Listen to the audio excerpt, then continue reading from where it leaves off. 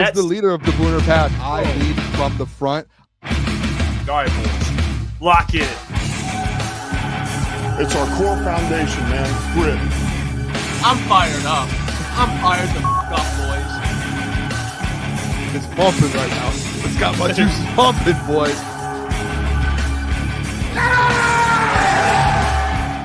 Welcome to Crunch Time Sports. With Jeff, Booner, and Lucas, we are back. It's Friday, May 2nd. And we got a packed show today, fellas. I mean, we got a special guest joining, which I'm excited for, to pick his brain. He deals with this type of stuff, draft stuff, scouting stuff, played college football. Can't wait for it later in the show. We also have Eric Vincent. But we got a packed show today, fellas. Pistons, we're going to recap yesterday, get into it. I got some videos to show you guys and the chat from the press conferences. I got Tom Gores making a statement. Oh, you're fired up about, Boone. Tom Gores speaking about the offseason. We'll have some of those conversations. Hutch moving around. Lots to get to today. Come on. Yeah. I'm pumped up. I can't wait. It's been a weird week because we've had two Pistons games, so we've had two watch parties, and now we're back. Like, it's like a full show. I'm gonna be honest, Klotzy, you missed draft stuff Monday. I don't even. Maybe at some point tonight you can tell us your grade for the Detroit Lions draft because we haven't heard that yet. So I'm interested to see your grade. I gave it I won't tell you. I don't want to know. Don't tell me because then we can compare. And then if people wanted to know, I got a new mic stand. Come on, bro. How about that? Dead man. How about that?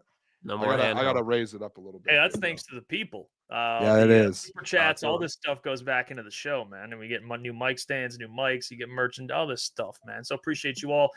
And fellas, this whole Pistons debacle last night, I posted our reaction to it, the Jalen Brunson shot. That was one of the most heartbreaking things to ever live through. And honestly, I woke up today and I just can't get out of my mind. It's just the shot that he made. It just keeps replaying in my head. The Asar Thompson, which I have a video of Jalen Brunson talking about Asar because I will say that moment does not take away what that man did in the series defensively. He was like, Jalen Brunson's going to score. Players like Jalen Brunson that are at that level, they're going to score no matter what. You know, they're going to get theirs. You have to at least make it difficult, and they made it difficult for him. I know the first quarter, not necessarily, but most of the time, they made it really difficult. And he was flopping, obviously, which it seems like Knicks fans are complaining about, Pistons fans complaining about flopping, but it's ironic because the Knicks players were flopping the most. But I digress. I give Asar Thompson a lot of credit because he battled. And you have to remember, guys, he's in his second year. He missed a lot of the season due to blood clots, and he's back. And I swear, this dude right now, and for the future, and I've said it before, he's going to be a defensive player of the year candidate. I believe it. I do, because he has all the tools necessary. He gets stocks. You know, he can guard pretty much 1 through 4. Did you say stocks? Oh, big stock market guy. All right, steals. I thought you meant he gets stops. Like he gets stops too. All right, stops, stocks. Okay, does it all, and that's it's why a I love rating kind of stat. Yeah, that's what he does. Steals blocks. He does it, and what he did steals blocks. What he did to Jalen Brunson for that series, I was impressed. And that moment at the end where he tripped, it's going to be the part where everyone looks at, unfortunately.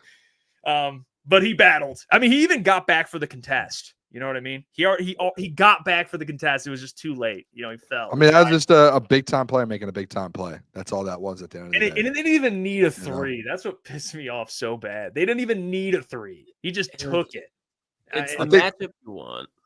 I think defensively, and I kind of love it, like Asar Thompson defensively, I think next year, like, it takes a little while, I feel like, in the NBA to gain respect in certain positions. I feel like, yes, this last week, he's finally gotten, like, a little respect on, like, who he is, right? Like, Jalen Brunson after the series being like, this kid's a legit. Like, this is not – I think next year he ends up getting all defensive team. And I don't think there's a question about it. And I think this year it was hard because he is a younger player.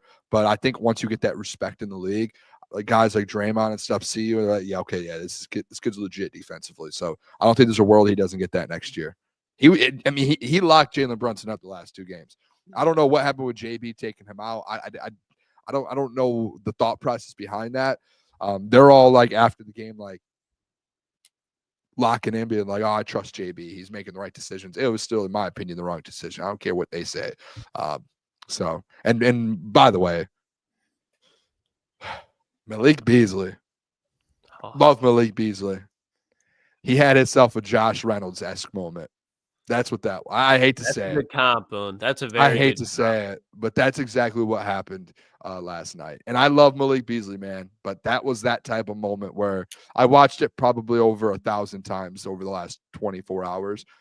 And I'll tell you what, the ball was right in his hands, and he just fumbled it, dude. I don't know what else. There's like the pressure was too much. Like I think he's caught that pass a million times this year in his career.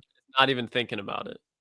That time, it was like the moment, everything could come with it, and he drops it. I'm not saying it. Never mind. I won't do it. No. I'm gonna bring up something for sure. Yeah. We'll get to it. Don't worry. Klotzy's boy on Twitter, which respect to him. Yeah, you know who it is. Who you responded to. Your boy, TJ Lang. We'll address that because I will say, hold on, because Boone, I thought before we move on, we're still on Asar, and Boone, I'd rather you speak on it because you were the one who brought it up. Fabulous series, but honestly, especially when you look at how close the games were, he's got to get better at the free throw line. The team in general has to get better at the free throw line. Like Asar is a player that's going to be drawing so many fouls because I mean he's a slasher. Like he hopefully he can develop a jump shot, but when he's getting his buckets, he's going to be at the rim. And there were so many times where he's just 0 for 2, 1 for 2. And later in the game last night, he was getting more consistent with it. But in game 5, it was like, oh my God, Asar, you can't have that, man. Like especially in the playoffs. That's and that might be part of the reason that they don't trust him in some of those moments is because of that. Yeah, I will say this about the Asar free throw thing. I mean, if especially for him, he's an interior player at this point. He's not a perimeter player yet. Hopefully he develops into one. Yeah. You're going to get to the line a lot. He's got to knock at least like 75, 80% of those down. And I know 80s, maybe he's got to get in the 70s. 50% is unacceptable. 50% in the playoffs is crazy, dude.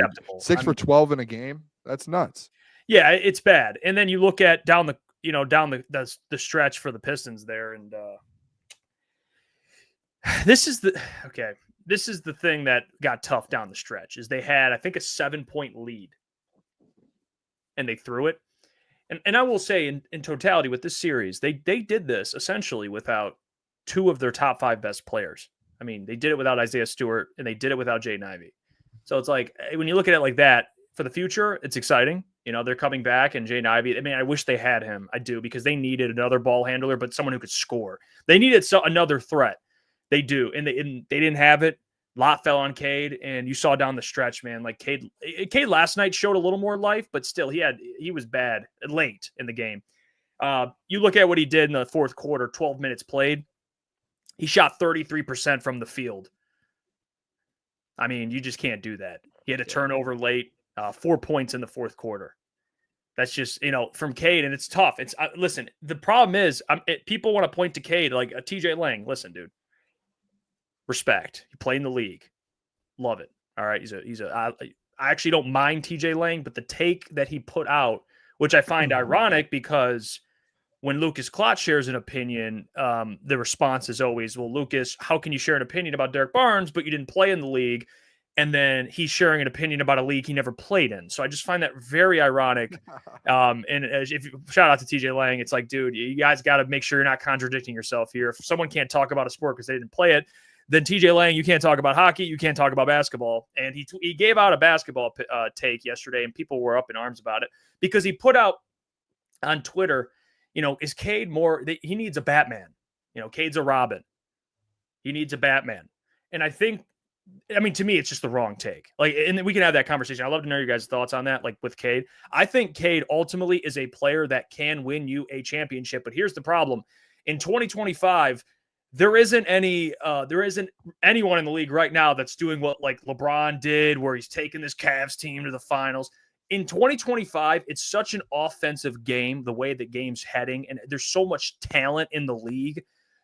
Every team, like look at the Celtics, and that's the example I brought up. Like they have two Batmans essentially. They have Jason Tatum and Jaylen Brown, and they have a great cast around them. That's how you win in the National Basketball Association. That you look around, like even when the Bucks won, the Bucks had key players. Giannis is a Hall of Fame talent. He's another type of specimen. Jokic, another type of specimen. But if you're more in that like Jason Tatum, Jaylen Brown category, which I think Cade is like right there.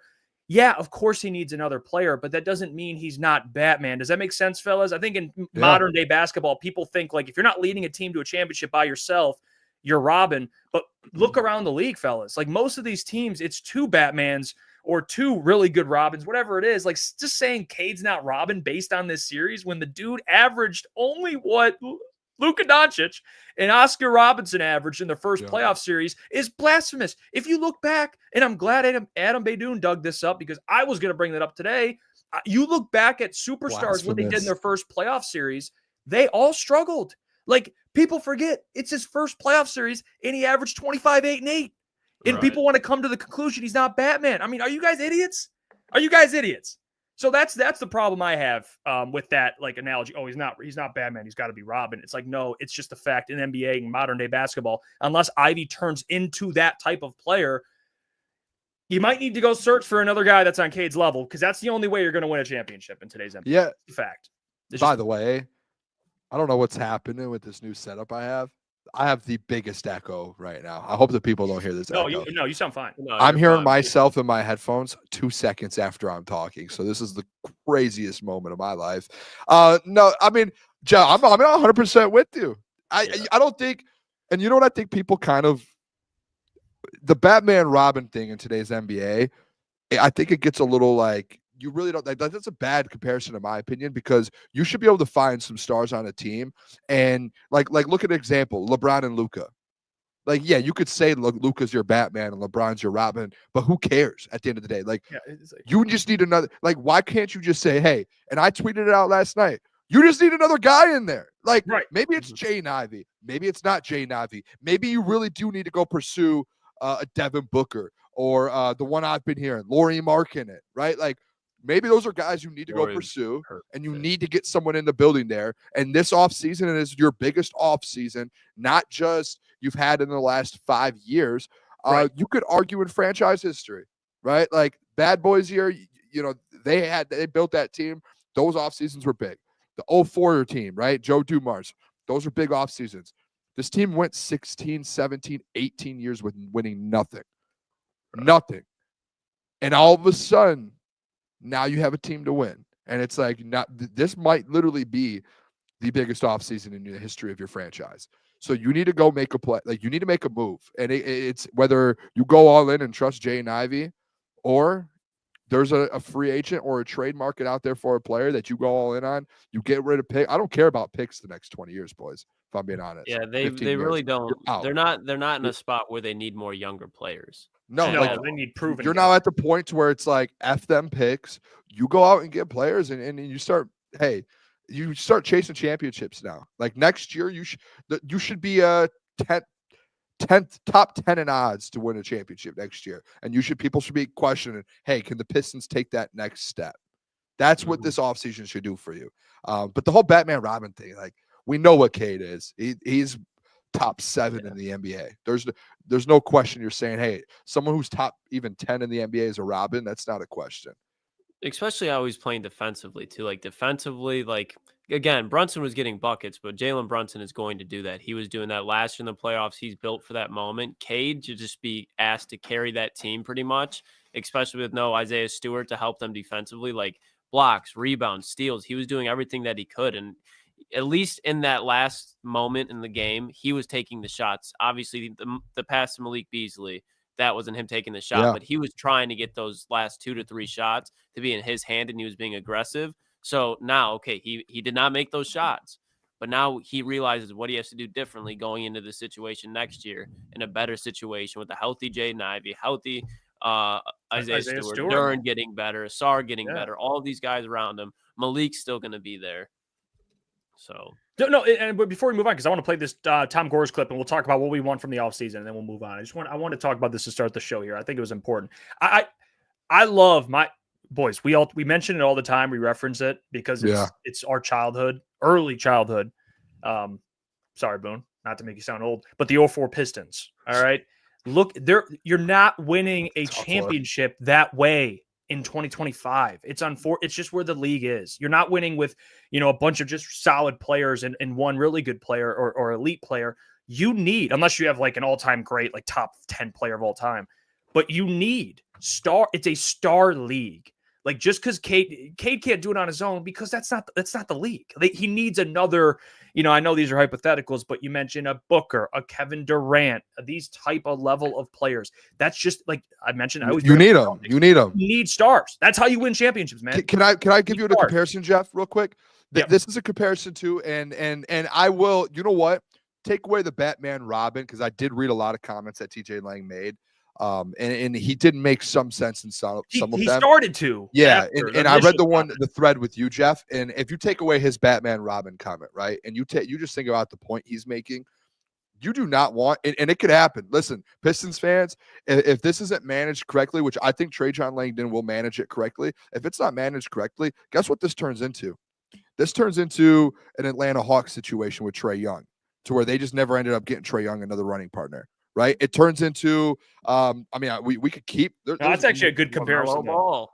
LaMelo Ball. It turns into Carmelo Anthony in New York when he was in New York, and they just didn't get him really a running partner that fit right. Right, like it's not just getting him a running partner and getting Cade a running partner. It's getting the right guy. Right, it's like you have to make the right decision to get the right player in there, and I think that's TJ Lang's points a little bit. Is hey, like Pistons. You have a big decision to make this offseason. You have to go get and what he was wrong about is you don't need to go get a Batman.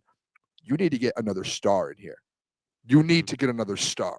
Yeah, you have to. You do. And you can't sit back and this is where maybe this is where I'm on the wrong side of it and people are going to hate me for this.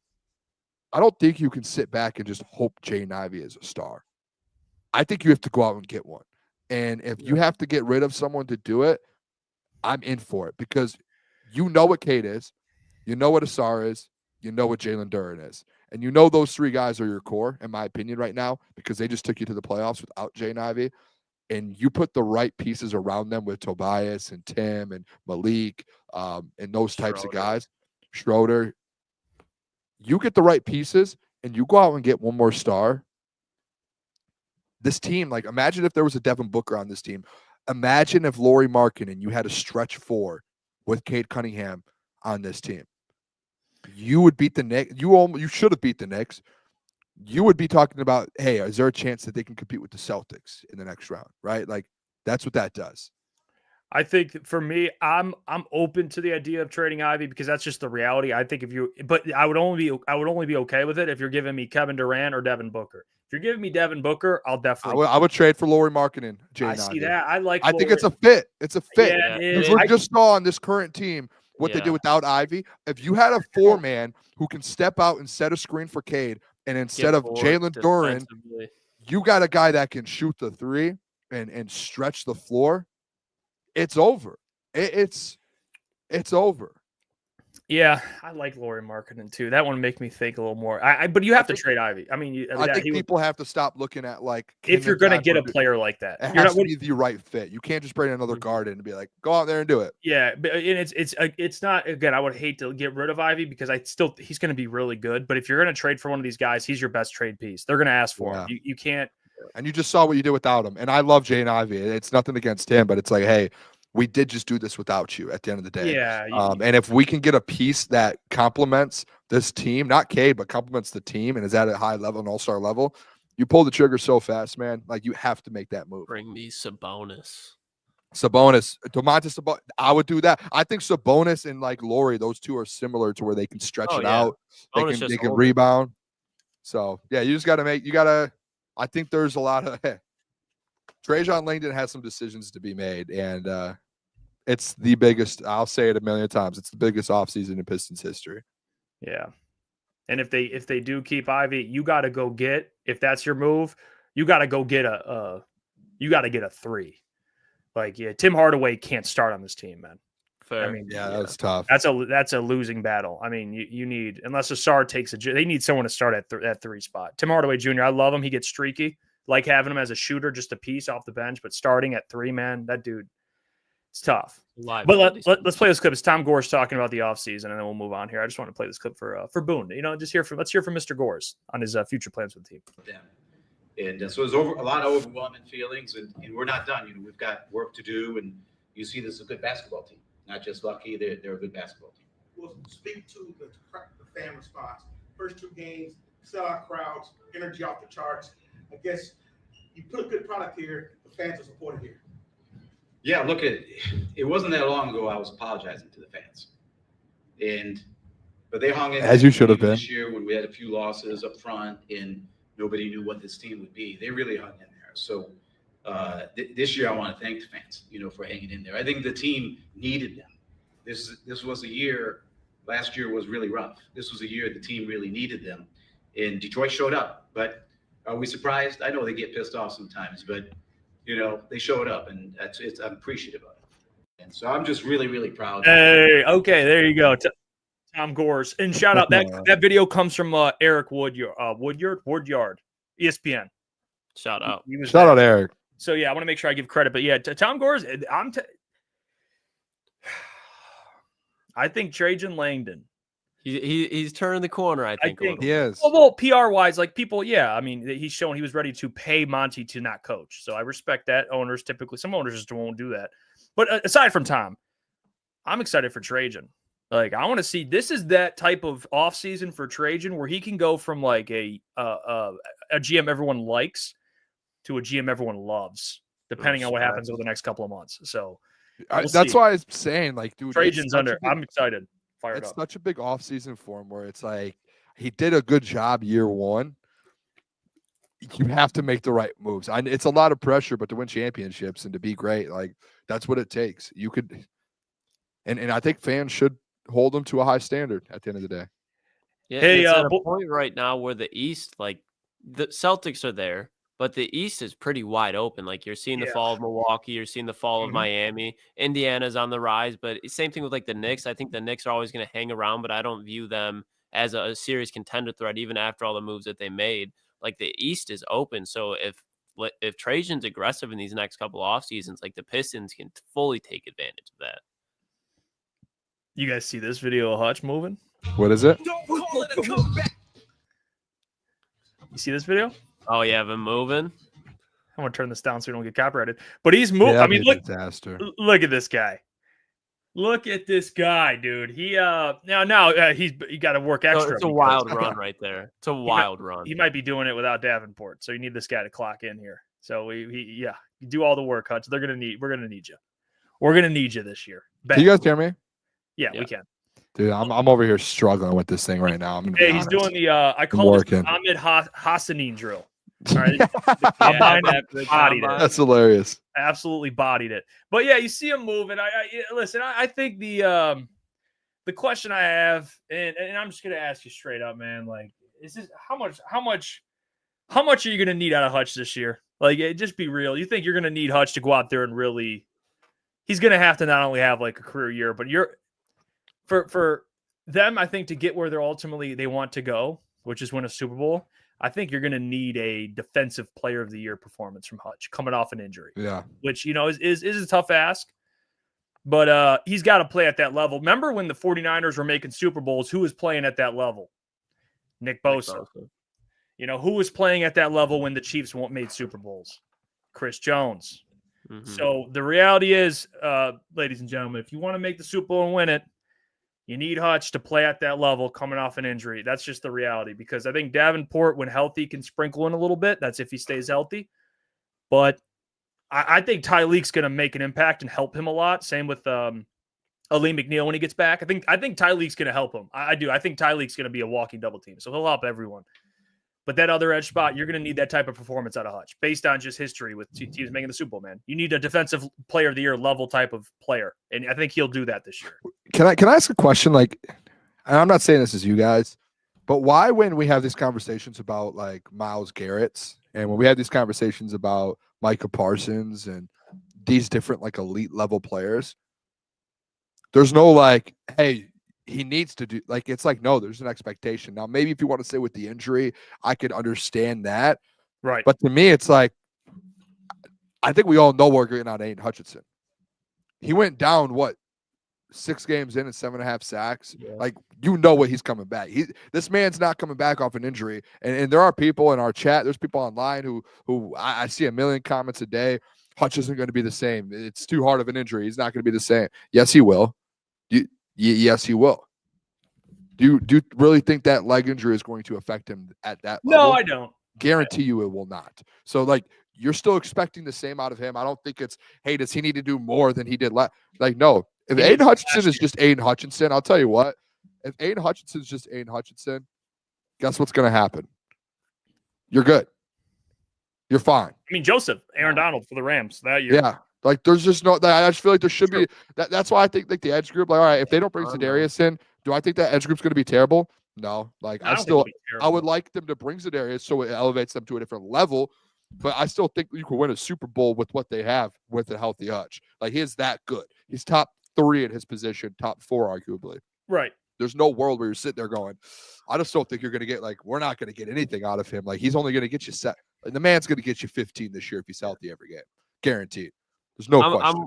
I'm 100% with you, Boone, when it comes to Hutch and saying that Hutch is going to come back because, and someone put in the chat too, like, he didn't tear ligament, broke a bone. Risk of that affecting a career is much less than a torn ligament. But the part where, not saying the Lions cannot win the Super Bowl, but it has nothing to do with Hutch, but looking at that opposite side away from him on the defensive end spot, we have yet to see that defense stop an elite mobile quarterback or elite quarterback in general. Even when Hutch was healthy, let's remember they lost to Baker Mayfield. And I'm not saying, oh, well, if they lose to Baker Mayfield, no chance to win a Super Bowl. That Bucs team was very good, especially during that time. Beat him in the playoffs. Beat him in the playoffs, yes. Like, but you see that, okay, now, and we brought up, I can bring it up again. I think I have it right here. But when you look at who they have to play this year, again, like, you're going to need Hutch to be Hutch, but you're going to need much more, like much, much more. And I think it's not even going to be bring back Za'Darius Smith. I think no questions asked. But if it's not going to be from that defensive end spot, which I do not think it will be, like, I don't expect Marcus Davenport to stay healthy. I don't think you can rely on AQM and Hassanin to just hold it down as a defensive end too. It's got to come from Terrion Arnold.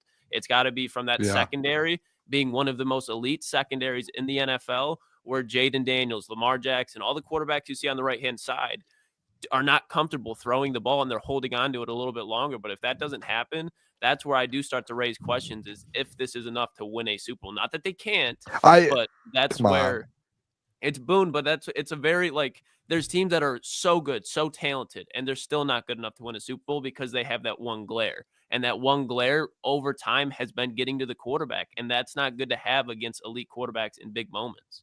I just don't think there's a world like Aiden Hutchinson's is enough. And you have DJ Reed, like, Klotz, you hyped up Ty Leak. You have DJ Rader, you have Aleem, you have Levi, Josh, who, if they're going to be your backups, if Davenport's healthy, that's enough. Like, there's no, like, to me, it's like, if those guys are healthy, there's no questioning that's enough. Like, the only argument you can make is if those guys go down, then what are you doing? But if you're saying, hey, fully healthy, the D-line's enough to win a Super Bowl. You have a top 3 defensive lineman in your room. You have a top 3 D lineman. Like, that's not like just having, like, the Eagles didn't have a top 10. I mean, you can say Jalen Carter's there, but, like, I'm talking about edge rusher. They didn't have a top 10 edge rusher in their building, and they were able to get it done. So it's like, to me, it's like you have the elite of the elite of the elite. And I'm with you, but then I look at teams like, okay, like, again, you're making good points, but I look at the San Francisco 49ers. They had an elite defensive end in Nick Bosa. They had the best linebacker in football in Fred Warner. And they had the best, an all-pro safety at the time in Hufanga, Jadavius Ward. And that still wasn't enough. And that's where it's like, okay, we can't just say, oh, that's the 49ers. 49ers were running the NFC for a long time. We got to say that same logic to the Lions. And if you look at the Lions, 49ers, I don't think with the 49ers, like, it wasn't just they were still getting to the – there was other parts of that team. But it still like, wasn't with this enough. Lions team, like, I think no matter what, like, this is why I hate this conversation, because Klotz, you could all the way up until February, he could go and have 15, 17 sacks, and you could still be like, I just don't know if it's enough. Like, you could keep saying it, but like, this guy is going to be he should have been defensive player of the year. Like, it's not like we're talking like, hey, you have the 12th best edge rusher. No, like, he's one of the is that best. enough? This is like literally a guy who would have been a unanimous defensive player of the year. We're not talking about just a great player. We're talking about an elite player. And that's where I think if Hutch is at his best, you're not sitting here saying, hey, it's not enough. Like, especially with what they actually do have outside of him. It makes me think that no matter what they do, Klotz, when you say stuff like that, and again, not personal, when you say stuff like that, though, it makes me, it's like, again, those are those people that Brad's talking about. That's like, we needed the Trey Hendrickson. We needed, like, what are we doing here? Like, well, it's like it'd be like same thing as missing a tackle on the offensive line. Like, if you can win a lot of games, but you have a bad right tackle, there's going to be a chance that's going to come bite you in the ass, and the chance of that happening is in the playoffs. And that's where I look at that defensive end spot, and that's been the missing offensive tackle, or in the Lions' case, that missing defensive end. It showed that even with Hutch, because let's not forget, like, the Rams, that was a close game week 1. Buccaneers, like, it's not like they were just like Hutch was putting on a show, but teams are still getting yards. Teams are still getting points. And obviously when you miss Hutch, it's more dramatic. But there's going to be times where Hutch might not be dominant like that for a 2-3 game stretch. He'll get right back to it. But you can't expect I agree, but 17-game season. That's the same with the same thing with everybody. I hate that argument so much. That's the same with any player on any championship team. You could just say, well, if he doesn't play well for a couple games, like, if LeBron in the finals doesn't play well with the Cavs, they're not winning it. But when he plays good, they win it. It's like your best player has to play good to win. But when did LeBron win it? When he had Kyrie. And Aiden Hutchinson doesn't have his Kyrie on that defensive line. That's why I'm saying, like, you can't expect Hutch to go out there and put this defensive line on his back every week. But what do you want him to do? To go get Trey Hendrickson? No. It's really Leonard Floyd. Doesn't have to be Leonard Floyd, Booba. I mean, you wanted that linebacker that just you're like, I banged the table. Hold on. I got a list here. All right, read your list off. Got to get the list off. Here we go. Read the loadie. He did notes. He's got to read all the notes off. Micah Parsons had DeMarcus Lawrence. Doesn't have to be that. Myles Garrett, when he first entered the league, had Olivier Vernon, had 9.5 sacks for him, then had Zadarius Smith. Trey Hendrickson had Sam Hubbard, who averaged 6.5 to 8.5 sacks. They won a Super Bowl. When they were good. They won a Super Bowl. And then you look at, you're not going to have Will Anderson and Daniil Hunter, not asking for that. They won a Super Bowl as well. But TJ Watt, you got Alex Highsmith in the 3rd round. They won a Super Bowl. Boom. They didn't have the offenses. You're saying that you won all these guys. Like, you're saying who else? Everybody else, these premier pass rushers, have a running mate. Aiden all Hutchinson of your examples you just named, not one of them won a Super Bowl. Well, I mean, to be fair to Trey Hendrickson, they made one. They made it, but did they win it? Well, the Lions have yet to make it. I'm doing the same thing with the 49ers. So it's like, at the end of the day, does it really matter? Mason Rudolph are going to go win a Super Bowl? No. You know what I'm saying, Klotz? Like, you're trying to prove that point. It's like, hey, like the Eagles did it with a bunch of dudes where they were by committee, essentially, right? Like, it's just, and no one avoids that conversation. But the thing with the Eagles, and this is what the question for it's not even about Hutch, it's the others. The same thing with the Eagles. They had one of the best interior defensive lines, probably honestly might be the best in the entire league. So Josh Sweat got 2 sacks in that Super Bowl, and he elevated his play because Jalen Carter and Milton Williams was playing at a high level. So it's like, you got Aleem. Like, when Aleem gets back, same kind of thing with Hutch. It's like, you're going to need Aleem, not like a banged up Aleem. You're going to need a pretty good Aleem. I think it's more. I think this conversation should be having more on Aleem McNeil and DJ Reader and Ty League. Honestly, and Davenport. Obviously, like Hutch can't do more. Like, he's going to give his all, and he's going to play well. I think it comes down to, honestly, just the security and injuries are going to happen. It's just the possibility that if you do lose Davenport, where do they go from there? And that's a whole other thing. I think there are more bigger other factors, though, that would prevent them from winning a Super Bowl. I'm not going to act like it's only the defensive end spot, because I'll tell you this, that front seven, if you get a Pro Bowl level year out of Jack Campbell, that's going to help them tremendously. And you also need, I'll just say it, I mean, Goff, he's the biggest. He's probably a bigger factor, to be honest with you, because the Eagles won the Super Bowl because the defense was great. Yeah, they rushed 4 and they were able to get pressure, but Jalen Hurts had one of the best performances. I mean, he balled, and he balled in the first one, but the defense let him down. This one, the defense played well, but he still balled, and you're going to need Goff to play at that level too throughout the playoffs. And he didn't play well against the Commanders. So I don't want. There are multiple factors, and it's not all just who Davenport or bust. It's also like, hey, can Goff play at that level throughout the playoffs? He did it before, but that's what you're looking at. You're looking at Goff. You're looking at, can Jack Campbell take another step? Because you mentioned Fred Warner. If Jack Campbell can get to that like top 10 level and play at a Pro Bowl level, defense is going to be better by default. You know what I mean? Especially come a Super Bowl. So there's multiple factors. I think Goff's probably the biggest. You look at Super Bowls, guys, head coach, quarterback, and obviously your defense, but head coach and quarterback. You know what I mean? Dan Campbell, love him, but you never know. Coaches prevent teams winning Super Bowls, man, just by making mistakes. So it's not all just Davenport. There's multiple factors. If you win a Super Bowl, you need some luck. We also need high-level quarterback play. You need your head coach on honest P's and Q's, and you need your defense playing well. And they have a lot of pieces. It's just really that, we're going to worry about Davenport getting hurt. If he goes down in a game, we're going to freaking freak out, just like in worry, not just be like, oh, no. Because he's like the linchpin if they don't sign Za'Darius, basically. I mean, if that's a big piece. Because if you got Josh Pascal starting at edge, man, we're back to square one. We're back to last year, basically.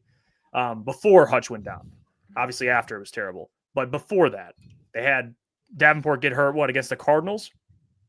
So that was what was that, week 2? Was that week 2 or week 3? It was like right away. Yeah, I felt like it was instantly. So, yeah, if you get a high-level play out of Aleem, high-level play out of Jack Campbell, Davenport stays relatively healthy, and Jared Goff plays at a high level. Jeff Goff. Oh, I'm going to play at a high level. Don't worry about it. But if Jared Goff plays at a high level, they'll have a chance to win a Super Bowl, But it comes down to you can't turn the ball over 5 times or whatever the hell it was, 3 times, 4 times. It's going to be hard. I mean, that's like a conversation a lot of people aren't willing to have. Yeah, that's just the reality, man. You need that 2023, 2024 Jared Goff in the playoffs. You need that. Yep. Which you can get it. That's why I think there are a lot of people, which is crazy to me, who will still believe that Jared Goff can't win a Super Bowl because they're like, well, you haven't seen it yet. You haven't seen it yet. You've got to see what Jared Goff can do in big games. Like 2 years ago in the NFC Championship game, Jared Goff played a playoff performance, 3 straight games essentially, where it was just like, this guy can do anything for you. If you get that Jared Goff into playoffs to where the defense is playing well, you're winning a Super Bowl. Like that's why I think this year, and I think it's like that with most teams. It's like, and that's what it is. Like, think about the Eagles. The Eagles lost last year. Why'd they lose? Like, they couldn't beat the Chiefs, but like there were parts in that game where Jalen Hurts or the turnover at the end. Like, it's gonna happen. But you need, like, it's the teams that win it. It's just like everything has to come together perfectly. And if Jared Goff has that type of year he had 2 years ago in the playoffs, if he has that this year, and then defensively they stay healthy with Aiden Hutchinson in the secondary they have, you're winning it's still one of the best rosters in the game. Yeah, they got a great roster. I think the big question also, man, and I'm glad that Brad invested in it, is that front. Is that really the front? What you got in front of Goff? I mean, the offensive line protecting him, which I think it brings up a good discussion because you drafted 2 guards that are pretty high level guards when it comes to the draft. Miles Frazier, he's a 6th round pick, 5th round pick, but still he should have went way higher. He played in the SEC, started very good pass blocker. They got Tate Ratledge in the 2nd round, and you're adding him to a group with Mahogany, with Graham. There's gonna be a lot of competition. You need that front, man.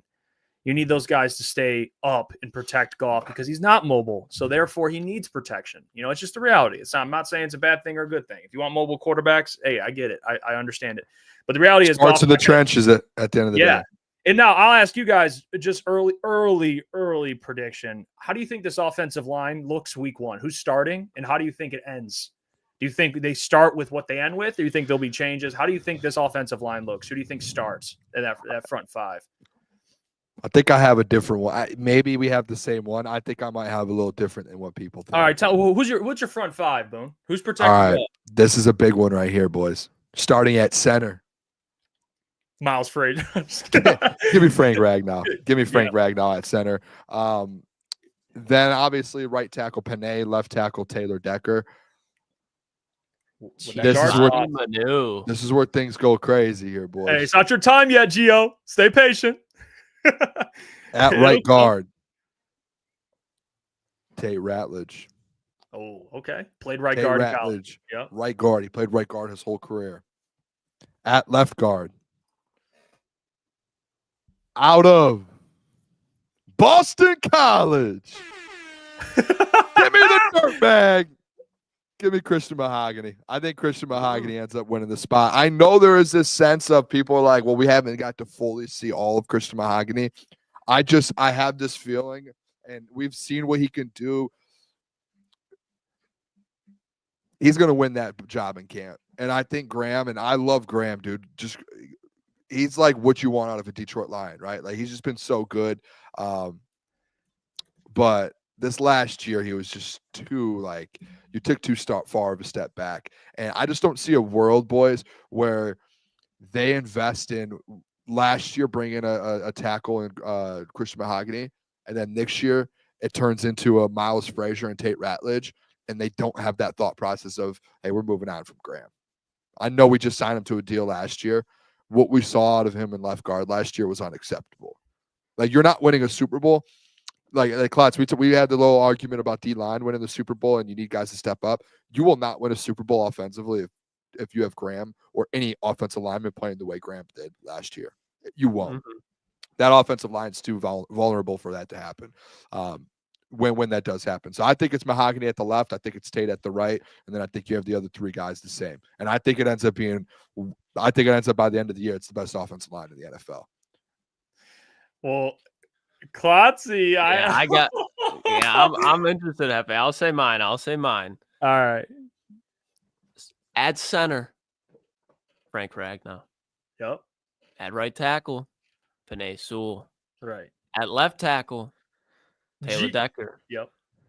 Yeah, not a chance. Giovanni Manu is not coming off the board. What if he did? Giovanni Manu is buried beneath the depth chart here, okay? At left guard. Here we go. This is it. Ratledge, guard out of Georgia. He's at left guard. Left. Why left? At right guard, Graham Glasgow. They're going to move. This is my thinking, boys, okay? Graham was at left last year. Struggled. They're calling him to move to the right side. And I think Graham, being a veteran, been through camp a lot of times, he's going to have a strong camp. And when they move him to right, he's going to perform well. I think you have Christian Mahogany and Tate Ratledge. That's going to be the battle at the left guard spot for camp. But when I just look at, okay, Tate Ratledge, second-round pick out of Georgia, has been a very good offensive lineman in the SEC for a very long time, going up against that Georgia defensive line for a very long time, Jalen Carter, all those boys. I think there's a serious argument to be made that as a prospect coming out of the draft day one, he's on the level of Christian Mahogany, who was a 6th-round pick, should have been higher, but coming out of Boston College because he looked great against the Bears. But again, you're asking this out of 17-game season. To see him, Tate Ratledge, and Christian Mahogany battle over camp, I think Tate Ratledge is going to win that job. Graham's going to look good week 1 at right guard. But at the end of the season, Christian Mahogany will take that right guard spot. I think Tate Ratledge is very good enough where he can play right next to Taylor Decker and hold it down. At the end of the day, you traded up in the 2nd round to get a guy like that. I think that's why you make that move. So you can get somebody on that left side where after Taylor Decker's gone, you have somebody that's not at the tackle spot, but at the guard spot to hold it down. So you have Christian Mahogany going to be with Penei Sewell on that right side going forward. And you find that left tackle eventually with Taylor Decker, but on that left side going forward, you got Tate Ratledge. Miles Frazier will be behind him, but I think at some point during the season, probably early on too, if Glasgow struggles, they don't hesitate to move Mahogany out there. I agree with you, Boone. Like, I want that to be the starting line, the one that you had, but I don't think that's going to be the case. I just don't think, Klotz, and if I'm just being completely honest with you, I can't see a world where a rookie like Tate Ratledge, as good as he is, he plays right his whole career, and then they're just like, hey, we're going to switch you. Like, I feel like, yes, you can make the switch. We've seen Graham do it, but a rookie in his first year in the NFL just kind of going off position, being like, hey, you got to learn this all on the go. Like, it is a little different. I guess maybe guard, it's not as hard, but it's just like, to me, it's, hey, this guy is a pure right guard. Like, he has played right guard his whole career. He doesn't know anything but right guard. It's like, why would you draft him and be like, hey, we need to switch you right away? I think it's like, hey, put him where he's comfortable in between a rookie. Put a rookie that's played right guard that you took in the second round. Yeah, second round. Throw him right in there between Frank Ragnow and Penei Sewell. He's going to be one of the best right guards in the NFL in the next 2 years, instantly, in my opinion. And I think you just let Christian Mahogany and Graham battle it out for left and just, hey, best man wins. And if Graham can't figure out that left side, guess what? I bet you Christian Mahogany would be 100 times better than him at left than he was last year. I just don't see a world, if this is me being honest, I think there's a 10% chance that they would move Tate to left. I think they're, especially in between Panay and Frank, being able, hey, rookie, slot him right where his natural position is. Yeah, because it's not a bad take. And Graham's he's the interesting one because he plays better at right guard, but they had Kevin Zeitler here, so he was playing right guard. So he played left guard and he struggled. So I would still, my offensive line's the same as Boone's. I would still have they'll probably put Mahogany play left guard last year, played really well in Ratledge. Brad, I think, talked about that too, how they tend to throw a lot at guys early and it's just too much for him. I think they'll want him to be comfortable probably early on. Because look. No, go on. Sorry. I would just say, look what happened with Graham. Like, he's better at the right side. They move him to the left. He's bad. And now everyone's saying how bad he is. You're going to say a first-year guy who you want to get confidence in. You want to build that confidence. You're going to do what you did to Graham last year to him. Like, I just think they're different players, though. Like, if Tate Ratledge is athletic and he's both, like, where he can get up to that second level easily, Graham's not that type of guy. And I think – and I'm sorry if you guys – there's just natural position. If anybody disagrees – and I agree with you, natural position. But Tate Ratledge is the best guard, in my opinion, that they have in the room right now. And if you move up to get a guy like that, I think it's because he's good enough where he doesn't have to play left guard. But I do think that they try Graham out at right guard. They try to get the best out of they can while they do. And you're not just going to sit Tate Ratledge behind them. You're going to put your best 11 on the field and at least see if he can do it. Because at the end of the day, like the Lions, they love versatile players. They're not drafting a guy who can just play right guard in the second round and trading up 3 spots for him. Like, if you're that special, we got to agree to disagree on this one. I don't see this happening at all. It's very early to see what goes on. But, again, I can easily see that situation happening. Where in camp, Graham Glasgow just holding down that right guard spot. Don't do it, Jeff. Give your. Let's hear. You were talking. Let's keep hearing your opinion. I see the comments that Jeff is out here trying to throw out there. Giovanni Manu starting these narratives. Sit down right now. I don't want to hear. Hey, Raw Biz. I didn't pay him. I don't want to hear any of it. He said y'all sleeping on Manu. The story's coming out at the end of last season where it was his development. He's way ahead of where they thought he'd be. Left tackle. Hey, they need someone to replace Taylor Decker in a year. There we go. Malik says Mahogany also played more NFL snaps at left guard than Ratledge. No way they just put him there expecting him to do what Mahogany did. Not too much behind the scenes. Not with what Mahogany did with not much behind the scenes coaching. Yeah, I think it's more so like, hey, like let that left guard battle happen. And right guard's already taken, and it's Tate Ratledge. We drafted a second round guy who has played that position his whole career. And let him play his natural position and let him be great at that position. Right? They probably why switch it up? Think about it too, man. Like they drafted 2 guards, one of them more versatile, Miles Frazier. But Miles Frazier can play multiple spots. Played mainly right guard. Maybe let him snap. Play left tackle at FIU. Let him snap. Not saying he'll play tackle, but you never know. Let him snap the ball a little bit. You know, maybe be back up there. You know, it's good to have. I think Graham is ultimately 6th man this year. I do. Yeah, when it's all said and done. Yeah, because it's just, and I love Graham. He's a solid piece. But I think upside wise, Tate has. I mean, you take him in the second round, you expect him to play. Yeah. And I like Frazier's going to compete too. Like Mahogany's going to compete. I think it's good they got Mahogany more competition, but I just think a guy who already has chemistry with those guys, he played last year. I think he'll probably get the spot, but you never know, man. I mean, left guard spot, there'd be some competition there with Graham. Or not Graham, with Mahogany. So, I mean, even Malik says, like Graham be the 6th man and backup Ragnow. Yeah, they do need a center at some point in the future. I mean, we keep saying that, but you have Graham. Maybe Miles can play a little bit because you're basically a toe away from losing your center. Legitimately. Just a toe, man. That is literally it. Burning Issue says Decker, Mahogany, Ragnow, Ratledge, and Sewell. Yeah, I think that's probably going to be the case. JT Olsen, only one player in NFL history has ever been an all-pro at right tackle and left tackle. Leave Sewell where he is. Yeah, I mean, you ain't touching Sewell. If there's a man who can do it. Oh, are you saying like after Decker leaves? Yeah. If you want to, like, if you don't think Sewell can succeed at the left tackle spot. Am I wrong? Didn't Tristan Wirfs play both? Yes, he did. Oh, then don't tell me that Panay can't. All right, hold on. I'm pretty sure Wirfs did play both. I think he's all pro, both left. I think he was an all pro right tackle, all pro left tackle. I think he's he- the only player in NFL history to do it. I could be wrong, but Yeah, because he pretty was sure. left tackle this year, left tackle last year. In 2022, he was right tackle. So I think he's literally the only player ever to do it. All pro on both sides. Yeah, but JT, you're a Bucs fan. I know it's like JT just said it. Yes, Wirfs is the only player in NFL history to do that. He is, and I listen. Tristan Wirfs is damn good. Let's not act like Panay can't do it. As athletic as he is, they say people are saying he's the best athlete on the team. You know what I mean? He is. There's no question about You wouldn't want that man blocking his blind side, like blocking Jared Goff's blind side eventually. Hell yeah, you do, man. I'm curious. I don't know how that works with like the Manu stuff, or not that you plan for him, but like I think ultimately who should replace Decker? Panay Sewell. You know what I mean? You got to replace Panay Sewell at right tackle. I think you have to. Did Panay play left at Yeah, he played left in college. Yeah, you have to then. You have to. You have no choice. I'm shocked, and I guess no, actually I'm not shocked.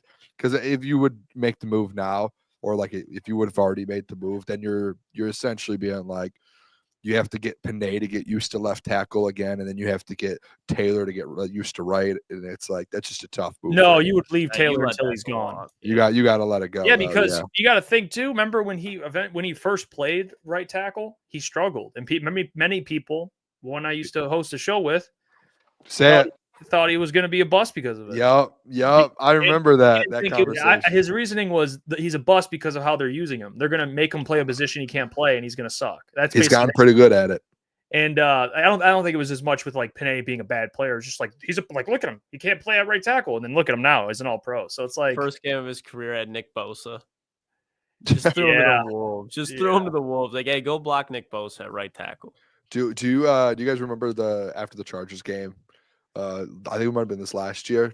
Panay in the tunnel, being like, he's a little kid, man. And I'm playing with little, you know what I'm saying? These are children out here, and he's talking about Joey Bosa. Like, this is crazy. Now he's got kids, so you know what, that dude, it's crazy. Hey, real quick, can we play? Jeff, can you pull up? I put a video on. It might be one of the funniest videos on the internet. You got to mute it though, because there is music behind it. It might be one of the funniest videos that have touched the internet of Dan Campbell. It's on our Twitter. Do you have it? Can you? Yeah, of Dan Campbell. Oh wait, is it? You don't. Yes, when you see it, you'll be like, "This is it." It was like one of our recent posts. So it's not Panay Sewell. It's Dan Campbell. Yeah, it's Dan Campbell. Yeah, it's not our recent, but it's one of like our last couple posts. It's our second post on Crunch Time. Oh, it's our second post. Yeah, it is one of the funniest videos I think I've seen on.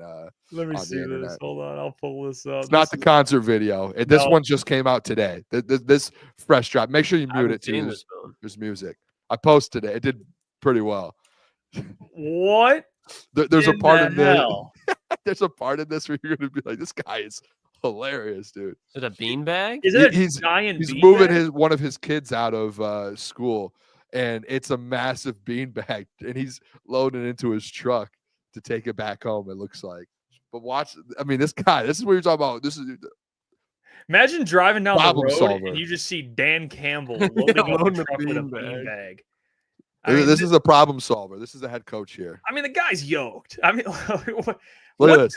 Look at this. Look at this guy. Look at this guy. Look, he's laying on it, trying to get it down to get the cover out. No way, dude. Look at him, man. Imagine driving by, and you just Dan Campbell's doing this in the back of his truck. Dude, his truck is badass. This dude's. I don't even think it's a Ford. I think it's a Chevy. I think it's got a Chevy. It's all over the internet now. That is shit. Yeah, look at this. Is like Dan doing human things, you know. Like sometimes he is out in the wild. He doesn't seem human, but this is the most. Thought he was going to take a fall there, dude. I've ever seen Dan do, man. And look, he doesn't even. He is confused. It might not even be his truck, to be honest. But he's like, I don't even know how to do this thing. Whatever. I don't even think that I don't think that's his truck, to be honest. Oh, that is a Ford. Yeah. Oh, was it? It looked like a Chevrolet when they put the thing up. Yeah, all right, hey, that's a Ford. No, that truck badass. That's a nice truck. Pronouncing the whole thing. Chevrolet. Burning Issue stands from Texas. He has a Chevy. Oh yeah, I said Chevrolet because on the back it looked like it said Chevrolet over the back. Yeah, he's got blacked out rims. That dude is. Yeah, you don't know which trucks. Well, now we know, but I think he's got an F-250. I think also. I think he's got that big ass truck because that's where he gets his coffees in. I think. Like I'm pretty sure it's that one, but he's got a big truck. He gets the coffee in. I'm pretty sure. Look at Generic says, "Wait, was that a clip of Dan Moore Roger Martin?" That's a tough one. Back him up, telling you gotta go. You got to go. Tyleek's here. That's. I mean, what? Oh Jesus. Yeah, that. That's what was that? What? Who just did that? What was it? You make it so obvious, Boone. No, I have no clue. I got this whole new setup up here. I don't know what's going on. I didn't hear anything. No, but I didn't hear anything. Oh yeah, see that's going to be dangerous. Let me go hit a button here. Stop the cap. All right, yeah. I can't hear anything. Yeah, he hit a button. Hey, let's address this comment before we move on. L says, honestly, Goff and Stafford get similar results to me despite being almost two completely different arms. Their stats bear it out too. I think Goff top 10 in the NFL, but futures are always uncertain. So you're saying Goff and Stafford are pretty much similar quarterbacks? Is that what this is saying, basically? They get similar results. So just because Stafford are you arguing because Stafford has like the arm everyone praises, they're probably similar quarterbacks and get similar results? I mean, yeah, I think we'd all agree that he's capable of winning one. I don't know if I would say he's Stafford. I think we had a front row seat watching Stafford for a long time. And I know people, as soon as he left, all of a sudden want to like crap on him. Like, I understand that, but let's look at this thing a little objectively. He's that guy. You know what I mean? Stafford? He's old, maybe not as much anymore. He's like 36, 37, but like, come on. You know what I mean? Especially when he was with the Rams that first year. Yeah, I mean, the Rams are about to do some damage this year anyways. Yeah. And he's struggling staying healthy and everything. I don't know about right now in 2025. I will see. Maybe he comes out this year and balls out. Maybe you're right, Klotzy. I don't know. But yeah, I don't want to. I mean, Stafford, to me, he's always been like a better quarterback, but I digress. We'll move on. We actually have a special guest joining the show, man. I'm excited to pick his brain on a lot of things here. It's first time ever joining. And if you guys want, especially draft coverage and information, which we're going to break down in a couple of minutes here, this is the perfect guy to talk to. Former Clemson offensive lineman from 2022 to 2024. He's a current Clemson football recruiting assistant, does stuff with the Draft Network, and we're going to pick his brain on not only the draft class for the Lions, but just stuff around the NFL, that is. And please, Mason, tell me if I'm fucking this up. Mason is it Johnstone? Is it Johnstone? Oh, hell yeah. Let's bring him in. All right, we nailed it. How you doing, Mason? What's going on? Doing good, guys. Thanks for having me on. Dude, no problem. I'm glad. I do this thing when we have guests on. I always throw the last name out there. I butcher a lot of last names. Glad I got yours correct, Mason. Appreciate you for joining. I love to pick your brain on some of the stuff that transpired for the Lions. We cover the Lions here in Detroit, obviously, and a lot of Lions fans. We trust Brad Holmes. He's an excellent talent evaluator, and it seems like we go through this thing covering the drafts where, a draft will end and there'll be these national people that try and grade drafts right when it ends, which to me is insane because you don't know what any of these players are going to turn into. It's like when Brad drafted Jahmyr Gibbs and everyone gave it like a D. And then now everyone's like, well, hey, it's kind of an A. You look at this draft class now.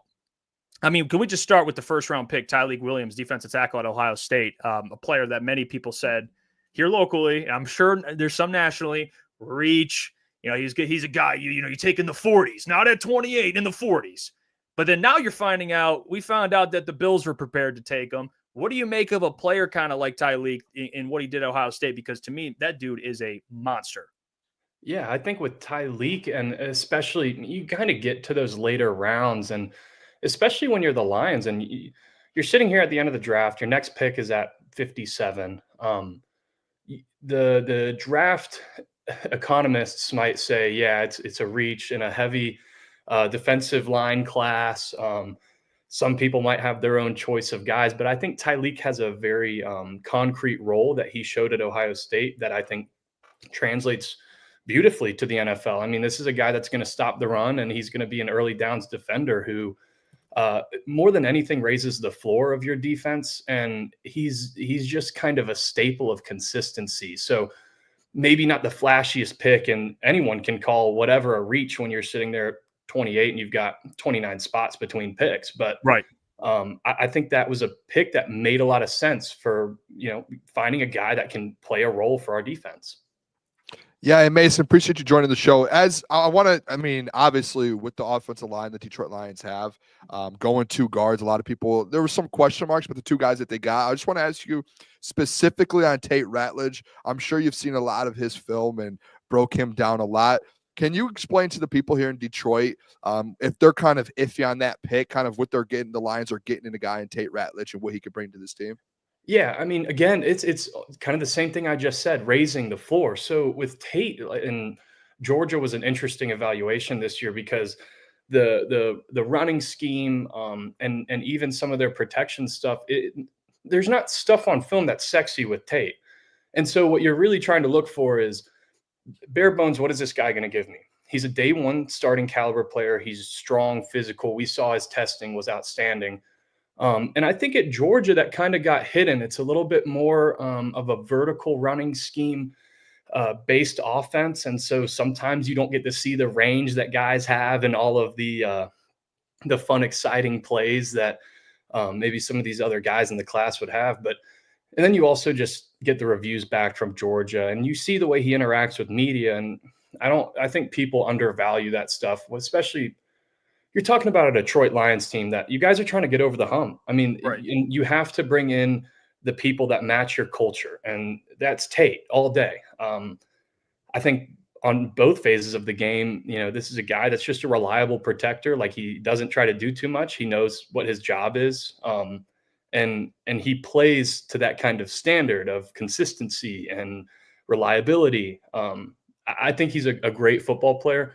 You could argue that, okay, maybe you're not getting, and I don't even want to say this, maybe you're not getting an all-pro guard, but that's not what we're asking for. Right. We're asking for a guy to play here for 10 years and to never think about him again. That's the entire goal. Yeah. Hey, and the mullet gives him the mullet's incredible. little bit of an edge too. The mullet's incredible. Hey, Mason, just kind of going down the line. Appreciate you joining the show. Talk about Tate Ratledge. On the other side, in the 5th round, they took Miles Frazier out of LSU. Was at FIU. What do you make about him? Because he has some versatility with him, but what do you think he could bring the Lions? Day 1, probably not too much, but later down the line, what can he project to be in the league? Yeah, Miles was super fun. I watched him at the Senior Bowl up close, and he was one of these guys that, and it's so fun at the Senior Bowl because all of these guys kind of find their moment, and his was they cross-trained, right? So the guards were playing some tackle, the left tackles were playing right tackle. I think it was the same day Josh Connerly got bowled by Mike Green at right tackle. Yeah. But they kicked Miles out there at tackle, and he almost looked better. And he probably did at the Senior Bowl. And when I think about what he can bring to the Lions, I think of it like a relief pitcher. This is a guy that, okay, he's not going to start, like you said, day 1. But you think about a guy like Patrick McCarry for the Ravens, who had 5 position versatility. I think Miles Frazier is legitimately a guy who can relieve you at tackle, but then also generally has a floor where you can put him anywhere on the offensive line and feel generally good about what you're putting out there. The quickness, the mobility, just the raw athleticism is there. And I was a big fan of his physicality, and that move to tackle. I think this happens a lot. I've seen it, especially at Clemson. Just, we've had a lot of injuries the past couple of years, and you get guys that never play tackle in their lives, kick out to tackle, and the timing changes and the game slows down because at guard, everything's so quick hitting. And then they get out there and they almost feel more free, more composed. And Frazier's especially unique because, last game of the year, bowl game against Baylor, LSU's got 4 offensive linemen. 3 of them opt out. Miles Frazier's the only one that stays. So, and what that did for Miles Frazier, okay, maybe, I'd say he fell to the 5th round, and people said that it might've been because of interviews and things like that. But I think this guy did a lot for himself because he played Baylor and played right tackle, and he got a month's worth of training and exposure to that position. And then he goes to the Senior Bowl, and now, now he's a multi-positional player. I mean, that completely changes his stock there. Yeah, I want to ask you, Mason, because we do our live reactions to these drafts, which it can be a blessing and a curse because I hop on a camera right after a draft pick's made and I yell things into a microphone I maybe later regret. But when the Lions traded up 33 spots to get Isaac Tesla, you mentioned you're at the Senior Bowl. Apparently, the Lions fell in love with this dude at the Senior Bowl. All right, and he's from Michigan, so there's that people accept him no matter what because he's from Michigan, but they also love the player, and I understand why. I mean, Brad mentioned how he saw him at the Senior Bowl running over DBs in the run game. They love his physicality. He picked him in the 3rd round, which when you trade up to get a player like that, you give up some future capital. I think people get a little shocked by it because they're like, "Who's Isaac Tesla?" We would Arkansas, and then you look at the quarterback play in the offense. What do you make of a pick like that? Because Brad said it was his favorite wide receiver in the entire class. Maybe not the best, but his favorite wide receiver. What are some of those qualities you think he sees in a guy like Isaac Tesla, man? I think with Tesla, and it was kind of funny. I'm a Dolphins fan, so everyone, Tesla was their guy, their late round guy. Everyone wanted him. Right. The consensus was like somewhere between 150 and 200, but then. And that's what I find so funny is that everyone kind of comes to these conclusions about their guys. And then you sit there and guys go much higher than you think. And we all act surprised. Like, no, we all liked him. Just no one was willing to sit there and label him what they really believed. I think with Tesla, I didn't get to see him that much at the Senior Bowl, but I think the size is impressive. He can play in the slot. He can play outside, which I think he did a majority of this past season at Arkansas. I think, again, this seemed like a draft where the Lions took specific, they saw a vision for each player. Right, and I think that's an important thing to remember. I mean, I'm not saying everyone should have blind faith in their organization, but when you're sitting there, evaluating your roster, and then you find a guy like Tesla who almost fits, a peg for your offense, I think. How high do we take that guy? And to be quite frank, it doesn't matter. All that matters is getting, your guy in the building. So I'm a Tesla fan, and you can sit there and argue where he should have gone. But I do think that as long as you're drafting with the intent of, an intentional pick, right? He's going to have a role. He's going to fit this role in our offense, and it's the right one. Hey, I do want to ask you, because that's actually going off of that. When you do look at the draft and how some of these GMs go about it, what do you think is the best way to go about it in the NFL? Because we have this argument a lot in Detroit, because Brad does go BPA a lot, and there are GMs who just go best player, but there are GMs that go strictly hey, we need this player, we need this player, we need this position. Do you have say you're a GM, Mason, and you're going through the scouting process, which kind of is the best side to go about it? Because there are a lot of people, I think, in Detroit's fan base right now who are mad, hey, we needed a specific type of player. And Brad goes, I want the best players that are available when I am up to pick. And we will have a plan for them, like you said, but I want the best players. And then there are fans who are like, Brad, why aren't you getting this specific guy? It was the edge rusher for us in Detroit here for the first 4 rounds until we got Ahmad Moten out of Boise State. And fans were just, it felt like Detroit was on fire because fans were so mad about that. How would you approach that if you're a GM, and do you look at it differently than that? Yeah, I think if I were a GM, it's a little bit, I think for me, the immediate needs that I want filled, I address in free agency. If I was managing a team, because rookies are usually not good. Generally compared to their counterparts who have played in the league long enough, first-year guys are usually not good, which is why you look for a guy like Jahdae Barron, or just players like that day one, okay, they're going to be accustomed to the speed of the game. I think my idea with the draft is I'd always err to the best available player, but it's also a matter of where does this player fit in our team? So it's maximizing the role in mind with the best available, player for that role, right? And I'd say, and it's so funny, everyone always talks about, I think I think if you ask GMs, they'd always say they took BPA because they probably always think they are. But when you actually break it down, like you said, you address edge later in the draft. I mean, sometimes there's like Ahmed's a dude. And you sit there and you're like, oh, like we didn't address edge early enough. Sometimes you know where your value lies, and you know that you've got a guy later in the round who, you think you know what you're going to get from him. And so I mean, it's the age-old question. I think it's important to fill the roster, fill leaks with veteran established players, and then just get as many swings at the bat on the top players on your board. And Mason, I'm going to ask you this question because you're the perfect person to ask, because offensive line play in and out, and you're not biased here. Okay, you just talked about free agency and addressing immediate needs. And the Minnesota Vikings in free agency did a lot of that on the offensive line. Then they go out and they get Donovan Jackson, Christian Darrisaw coming off injury. If you had to pick an offensive line between the Detroit Lions and the Minnesota Vikings going into 2025, who do you think has a better offensive line play this year between the two? I would go with the Lions. I think what they've and correct me if I'm wrong about some of this, Decker, Glasgow, and Ragnow have played so many snaps together for the Lions.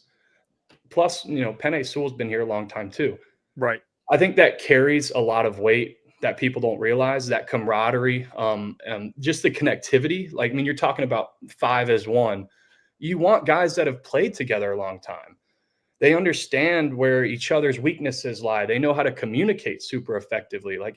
For me, I was reviewing the Lions offensive line going into the season, and I can't remember. It was right under 300 combined games started for the Lions between those three.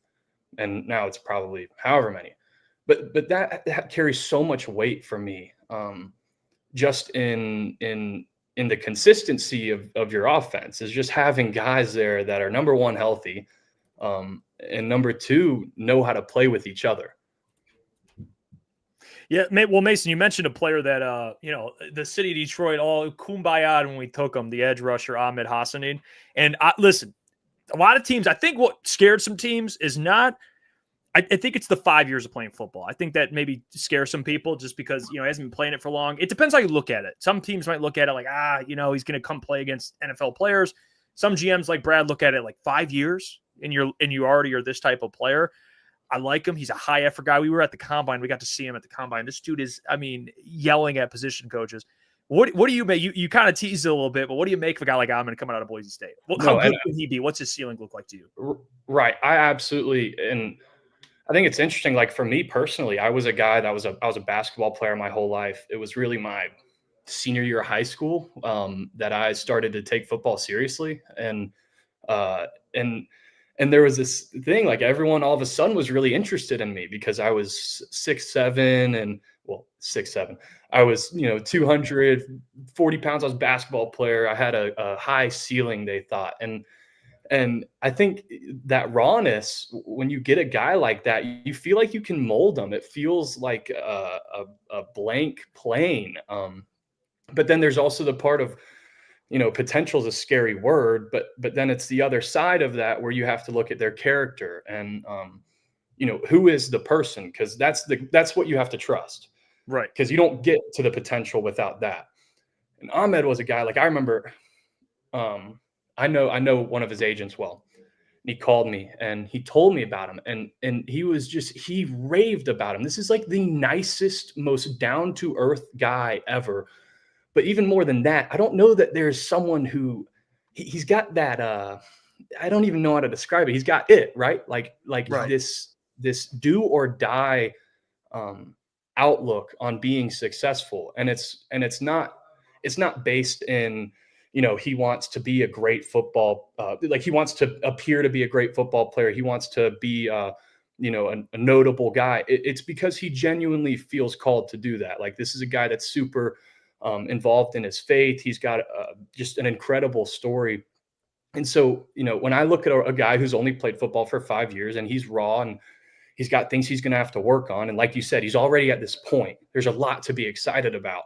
Then when I factor in who he is as a person, it really comes together to me as this guy that could end up being a starting caliber defensive end. I mean, he's got great explosiveness off the ball, but then he's got a power component to him that I think he can grow on.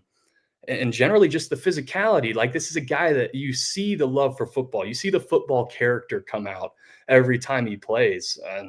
And I'm super excited about him. That's probably my favorite pick you guys had, because I just love the guy. Come on now. Go ahead, Klotzy.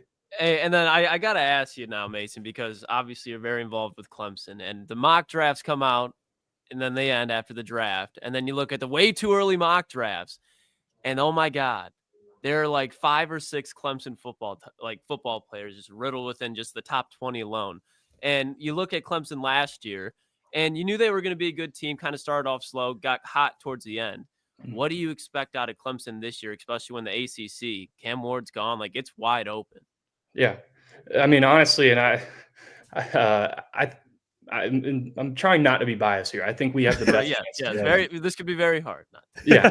Right. I think we've got the best chance of anyone. I remember being on the team, especially my earlier years, we were young, and now, we're older, and now you see the 6 guys in the top 20. And I mean, no one's going to believe me. I legitimately believe that. I mean, you've got Cade Clubnick is who he is. Everyone knows the kind of quarterback he is, the kind of player. I can tell you from experience that Peter Woods is the best defender in college football, and he has been since he got to school. I mean, this is a guy. I mean, this guy, Brian Brzee, I was there. Yeah. We went from a third-year Brian Brzee to a, fresh out of high school Peter Woods, and Peter Woods was better, straight up. That's how it was. And ever since then, I mean, this is it's unbelievable. And then you got TJ Parker, and then of course I think we've got the best tackle tandem in all of college football. Blake Miller is a phenomenal athlete. He's a phenomenal offensive lineman. He's one of the most naturally strong guys I've ever seen. And then you've got Tristan Lee, who's just an athletic freak. They both have long arms. They're going to be tackles in the NFL, which thank God we're back to a true tackle class, it seems. There we go. And then you got guy. I mean, I'm not trying to make this the Clemson podcast here. No, go on. You're good. You got like Wade Woodaz at linebacker, who I think is going to really surprise people. He's a long, rangy dude, but he's a thumper too. He's got that element to him. So he's a all downs defender. Avion Terrell, Khalil Barnes. Of course, we got Antonio Williams. This is going to be a really good roster. And so I'm very excited to watch it all play out. Mason, before we get you out of here, I want to ask you, man, because you mentioned him, and I'm curious to hear you have the best perspective out of anybody. I mean, besides the people that are currently playing with him, but you mentioned Cade Clubnick. You were there while he's grown, and honestly, the year he just had was incredible. And the talk for next year in the class is Archie Manning. I get it. Archie gets the hype, and who's tanking for Arch Manning? But a quarterback in that conversation is going to be Cade Clubnick. So can you give a little bit of background of kind of the person he is, the player he is, and what do you think he looks like at the next level? And do you think people are maybe not underrating him, but he should be talked about a little more as one of these top quarterbacks coming out in next year's class, after a class that many didn't really love, to be honest with you? Yeah, I mean, I'd just say Cade's been a guy that has, early on he was patiently waiting for his chance, but not just that, he was a support valve for our quarterbacks, right? Like we kind of there was a struggle at points in that first year with DJ, and of course, like, you've got the fans chanting Cade's name when DJ's trying to go put a drive together, and that's tough. And to be Cade and to handle that, it takes, some courage and some maturity. And, the way I would describe his game is just lightning in a bottle. It's just like that. Like it's like that. And he's scoring or he's making an incredible play. He can do it all. He's an improviser, or he can sit in the pocket and he can feel comfortable and confident and set his feet and rip it. I mean, he's got a live arm, which, everyone has seen, but I think this is a guy that he should absolutely be in the conversation for the top quarterbacks in the class. I got to ask you, Mason. You are recruiting. You help out with recruiting there at Clemson. What is it like right now going with this NIL stuff? Are you guys kind of like, all right, let's take this thing head on? I think actually, now that I'm saying this, I think I remember, and you can correct me if I'm wrong. Is Dabo there a guy who kind of still is like, hey, we want to recruit out of high school just as much as we do NIL, compared to other coaches where they're like, hey, we're in the transfer portal, NIL. We don't really care about as much high school as much anymore. What is it like kind of with this whole new college football world? Yeah, I think, and I've always kind of believed this is this entire time where everything's changing, and Coach Sweeney's kind of stayed firm in his beliefs. And I mean, Coach Sweeney loves NIL. Like our guys are paid well, and I think they all know that. But at the end of the day, we pride ourselves on being a high school development program. That's just what we are, and I think that's works for us, as you see, right? Like, how many of these guys that we just talked about were recruited to Clemson, signed to Clemson, and stayed there? Whereas you go to these other schools and you don't get that. And there's nothing wrong with, transferring and none of that. Like, I don't think there's anything wrong with what these guys are doing, but I think it says something about the program and the culture. Like, it's sustainable. It's going to be around. Like, we're not going to falter because we've got something concrete. We've got, we've lived by this strategy for 15 years, right? And nothing's changed. Like, we're still going to recruit, the same caliber guys, and we're still going to develop them, and then they're not going to leave. Like, guys don't really leave because that's the culture we have. So I think it's special. And everyone kind of has their opinion on things, but I think at the end of the day, like, it's one of the relieving things about college football is a team that still, cares about the high schoolers, right? Yep. Hey, do you guys saw the slide there? Is the slide? Oh, yeah. Yeah. Is that for anyone, or is that just recruits? Oh, it's for anyone. And all right, I'm coming to Clemson. We're gonna come down there. I want to get on that slide. Oh yeah. No, the slide gets used a lot because the stairs are kind of. It's not really a fun stairway down to that first level. So I've always used the slide. I love that. Just for big slide guy. Efficiency purposes. Yeah. I can't imagine just good day of work, get done with work. I'm going down the slide at the end of the day. Hey, Mason, we appreciate the hell out of you, man. Yeah. You're super intelligent. You know your stuff. Give Mason a follow, man. Seriously, just for draft coverage in general. And let's stay in touch. Honestly, your stuff. Hey, we're getting down to Clemson to get that slide. I'm going to get a slide. Right. Yeah, this was awesome. All right, Mason, you take care, brother. Yeah, really appreciate it, guys. There you go. Mason Johnstone joining the program, talking to the fellas, breaking it all down for us.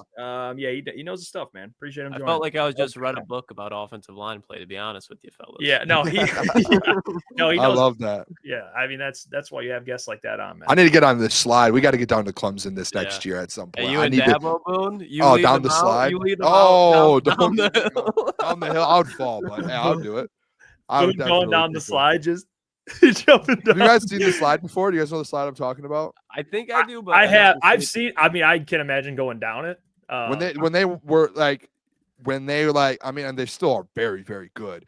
But like those national championships with like Deshaun Watson, and then they got and they go down. They got a new facility, and it was like a $50 million facility, if I remember correctly. And in the facility, there was just a slide that they just put in there, and it's like a very well known slide.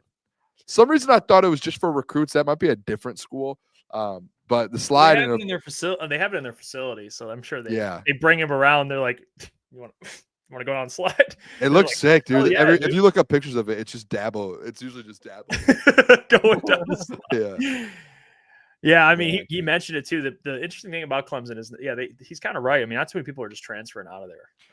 That's why I asked that question, because I did hear something this last offseason when all the NIL stuff started happening. It wasn't really NIL. I don't want to say that. I guess there's a difference between the transfer portal and NIL, but the transfer portal stuff kind of started picking up, and really all that picks up too because of the money that's getting thrown around. And I saw something that said Dabo Sweeney was just like, really more so kind of sticking to his ways when it comes to offense or high school recruiting, right? And like you really don't see that out of some of these coaches anymore, but it makes sense, the development. That's kind of it's something that shouldn't go away in college football, like bringing guys in, developing in them, and then having them as starters in year 2, year 3. I mean, you look at Arch Manning. he could have easily transferred and played for 3 straight years somewhere, but he stayed at Texas. He's developed behind Quinn Ewers. And this year has one of the best O-lines, one of the best. He has weapons. He's going to have it all, and he's going to have a chance to win a national championship. Yeah, what he said about Tate Ratledge, it's kind of what Brad said about Tate Ratledge too. Like, he's just the dirt. He does the dirty work. Yeah. Honestly, and I saw someone comment it, and I couldn't agree with them more. Like, sometimes I think a lot of positions you want a style, what do you call pizzazz? Offensive lineman, if you got a good one, sometimes you just want someone that's just, does that type of work.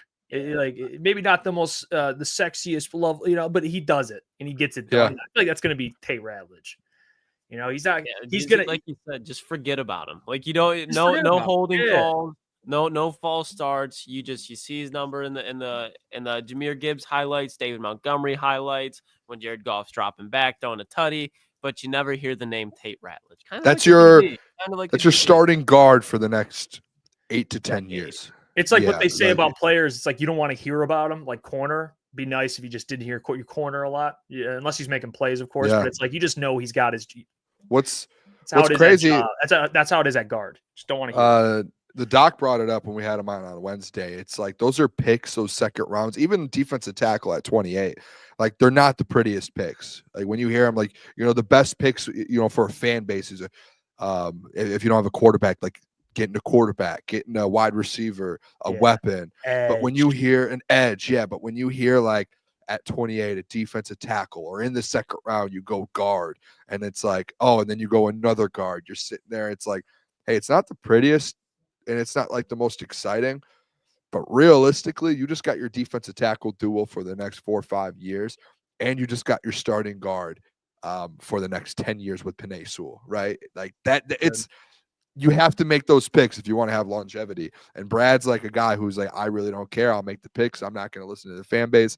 I'm doing my job. That's why Brad's one of the best in the game right now. I'm excited. He got me fired up for it. We're going to have Eric Vincent join the show in a couple. I'm pumped for Eric too. Yep. Yeah, come on. Yeah. Eric's by the way, battling Nick's Twitter all week too. I'm in a tough spot right now, boys.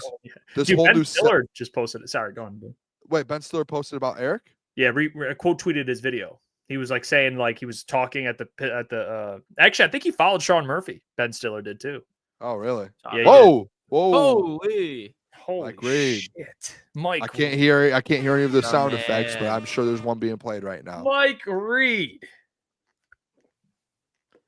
He said, I've been here for over a year, and you fellas always deliver with great content. I will deliver for you fellas. No, I'll die. I will die. I don't say deliver. I was like, Ahmed Hassan. I will die for you fellas. Yeah, I will die for you, coach. Thank you guys. Helps me get through the day. I need one signed D-Mac bobblehead, Jeff. LOL. Booner Path 25-26. LFG. Let's go, baby. You know what? What a goat, man. Mike Reed, you can have it. There we go. You can have it. We'll get him one. We'll order one. We'll get one signed from D-Mac. We'll handle that. Hey, real quick too. I just want to throw this out there. This whole new setup I have like a bunch of wires now. These different things. I don't know what's going on over here.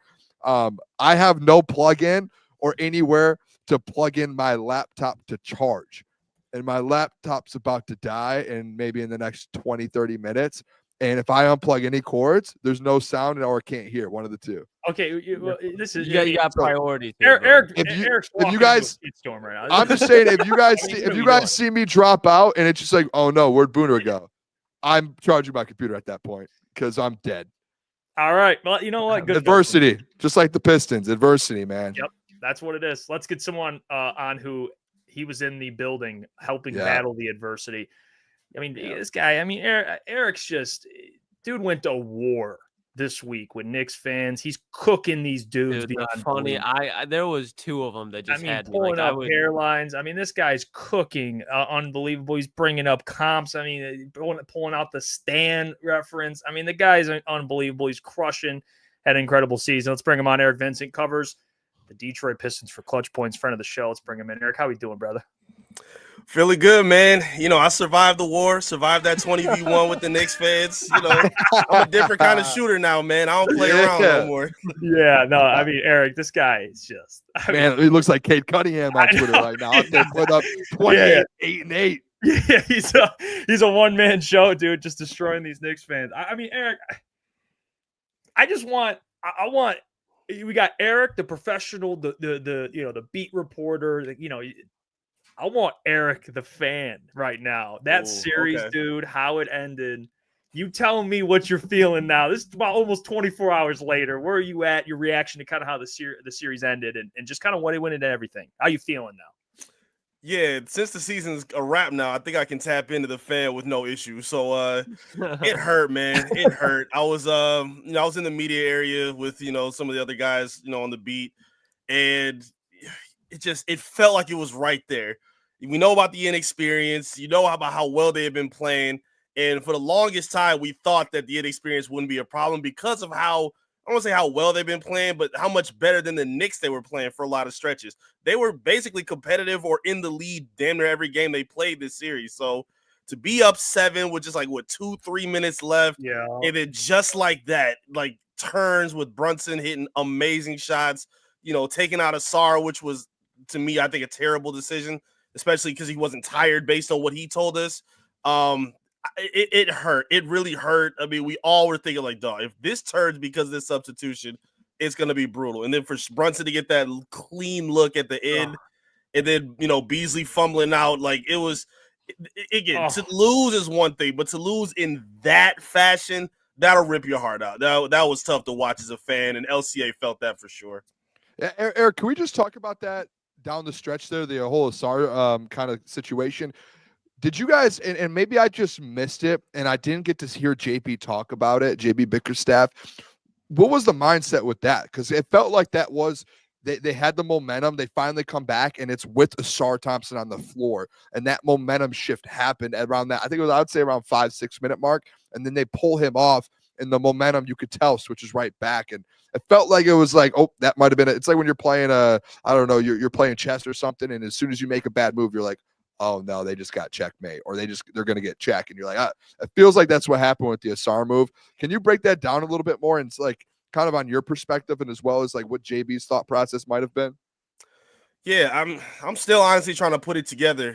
When Asar was asked about it, I think it was Corey Woods who asked him. I think he asked if he was tired and what the reasoning was for him coming off.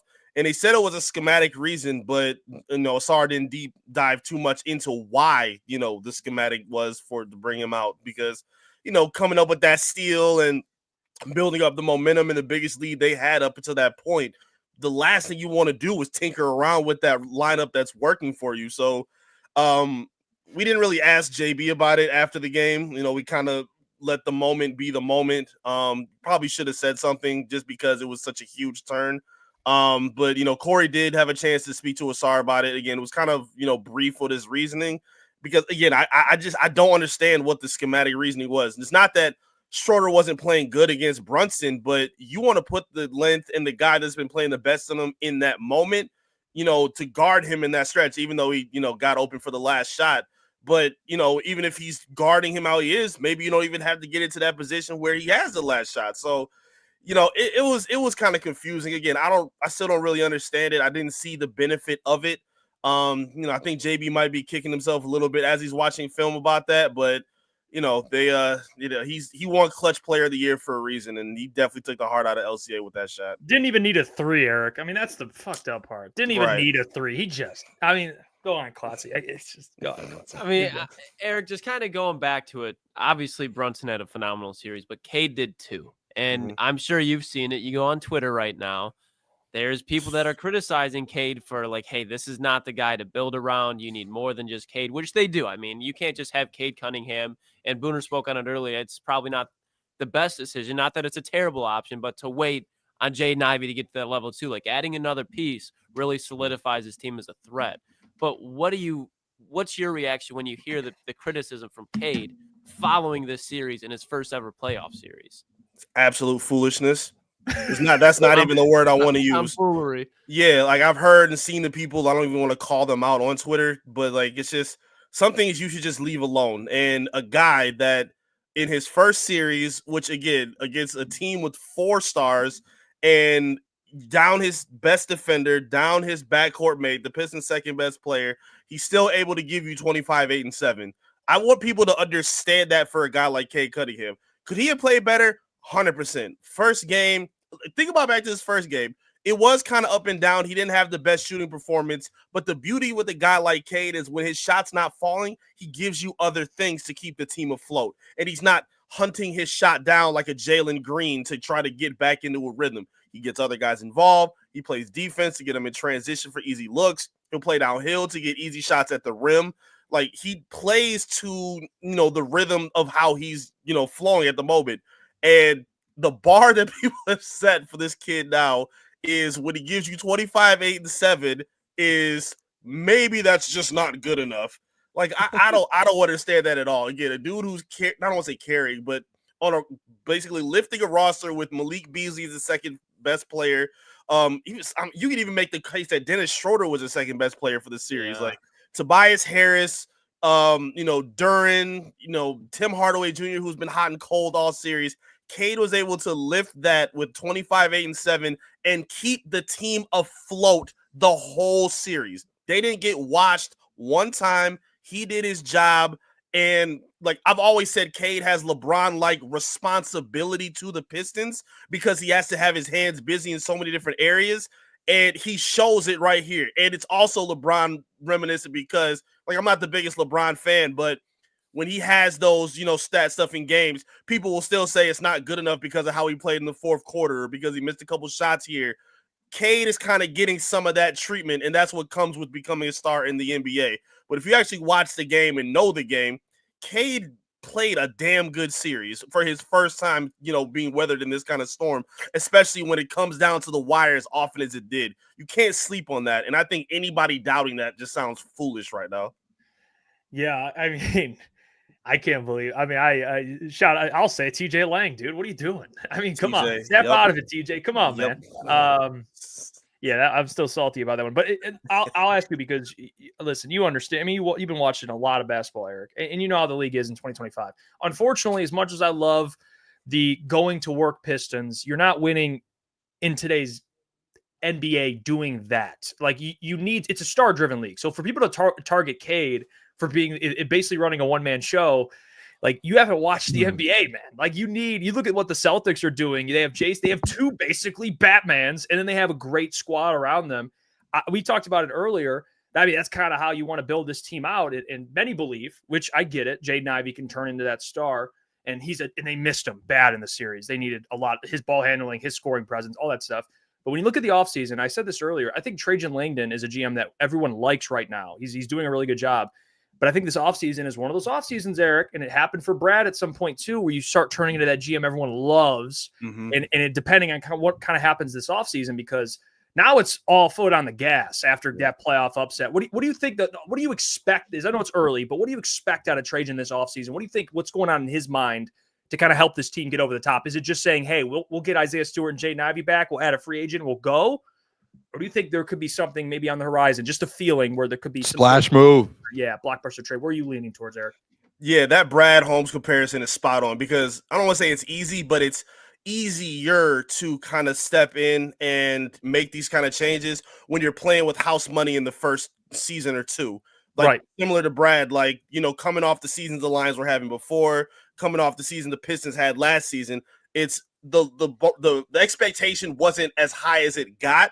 Be like, if the Pistons would have won 30, 35 games and just barely snuck in to play in and got out, people will be fine with that. They were able to basically drastically pass those expectations like the Lions did. And now you're at a pivotal position where you need to add that number 2 guy or number 3 guy, depending on how they look at it. I think it's going to be tough. I definitely think he looks at what the locker room chemistry is with this team.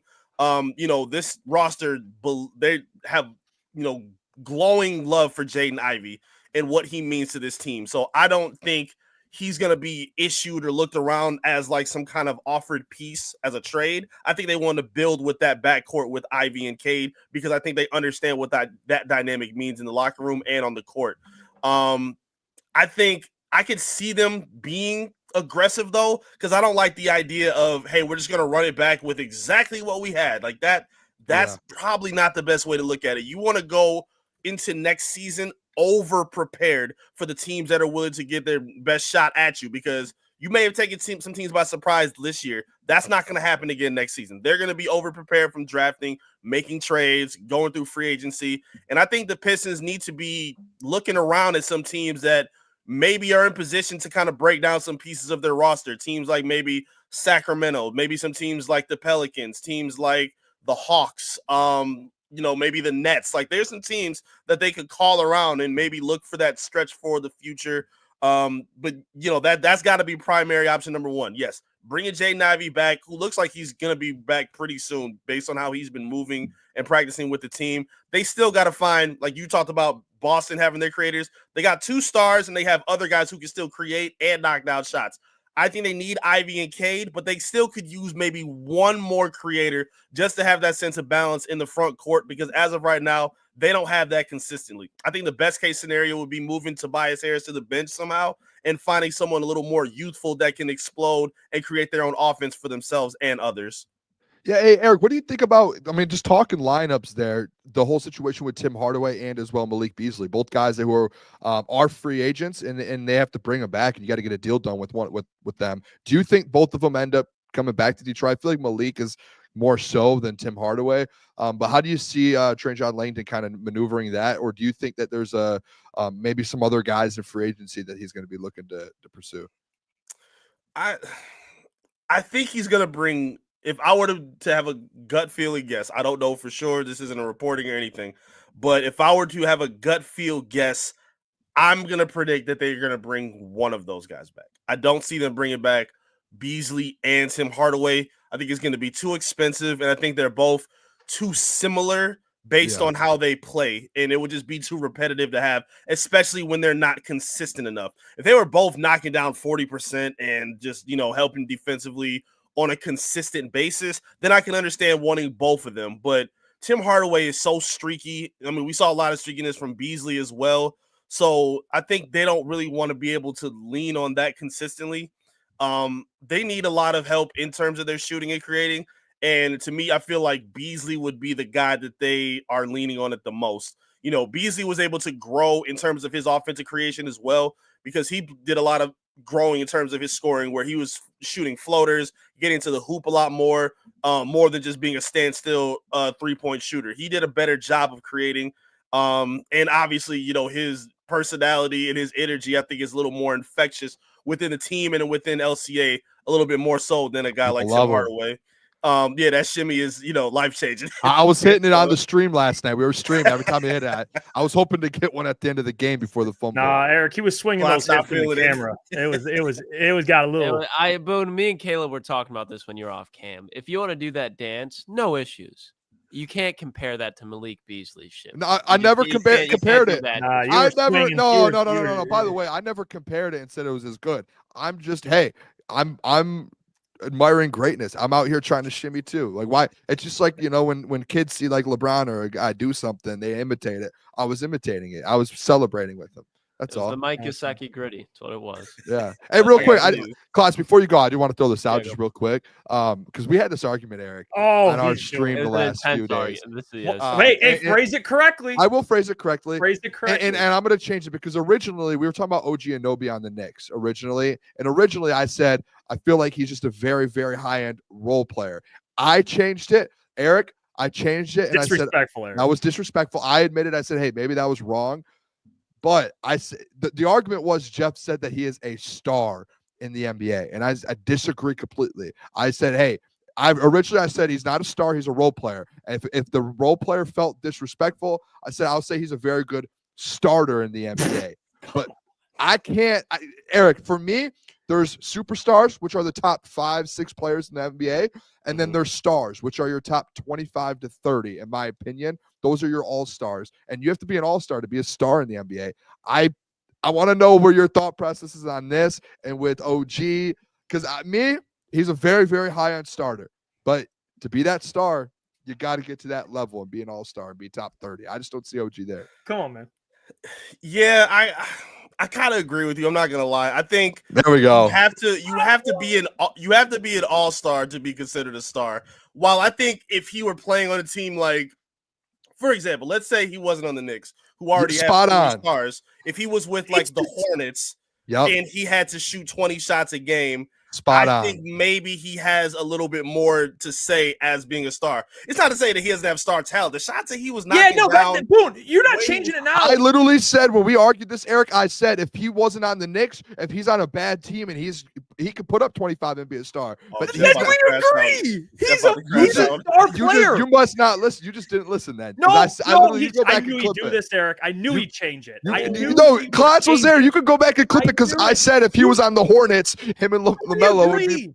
We agree. The only reason he doesn't have an all-star is because he's not a star. He's a star. He's not a star. Okay, so you're going by technically. Well, I mean, there are a lot of players. Eric, you probably agree with this. There are a lot of players in the NBA to where if they just get put in like a legit, really good position, they'll go like Cam Johnson. One of the best defenders. Cam Johnson's out there putting up 25 a game because he's just the only guy. Cam Johnson? But what I'm saying is he's putting up 25 a game. Are you going to say Cam Johnson's a star? No. That's not the same. I mean, dude, OG is one of the best perimeter defenders in the league, and he's a 20-point scorer. I'll give him that. That's why he's That's why he's a very, very high-end starter and very valuable starter. I think y'all are splitting hairs a little bit. I don't think you guys really disagree. Like I think OG has star talent to him. I just think the label and the place where he's at does not afford him to be a star. I kind of put Cam Johnson a little bit in that area too, to be honest with you, because yeah, like if he were, maybe not would consider that. I don't think Cam's a star, but I think a guy like OG is a little more well-rounded, a little bit better of a defender as well.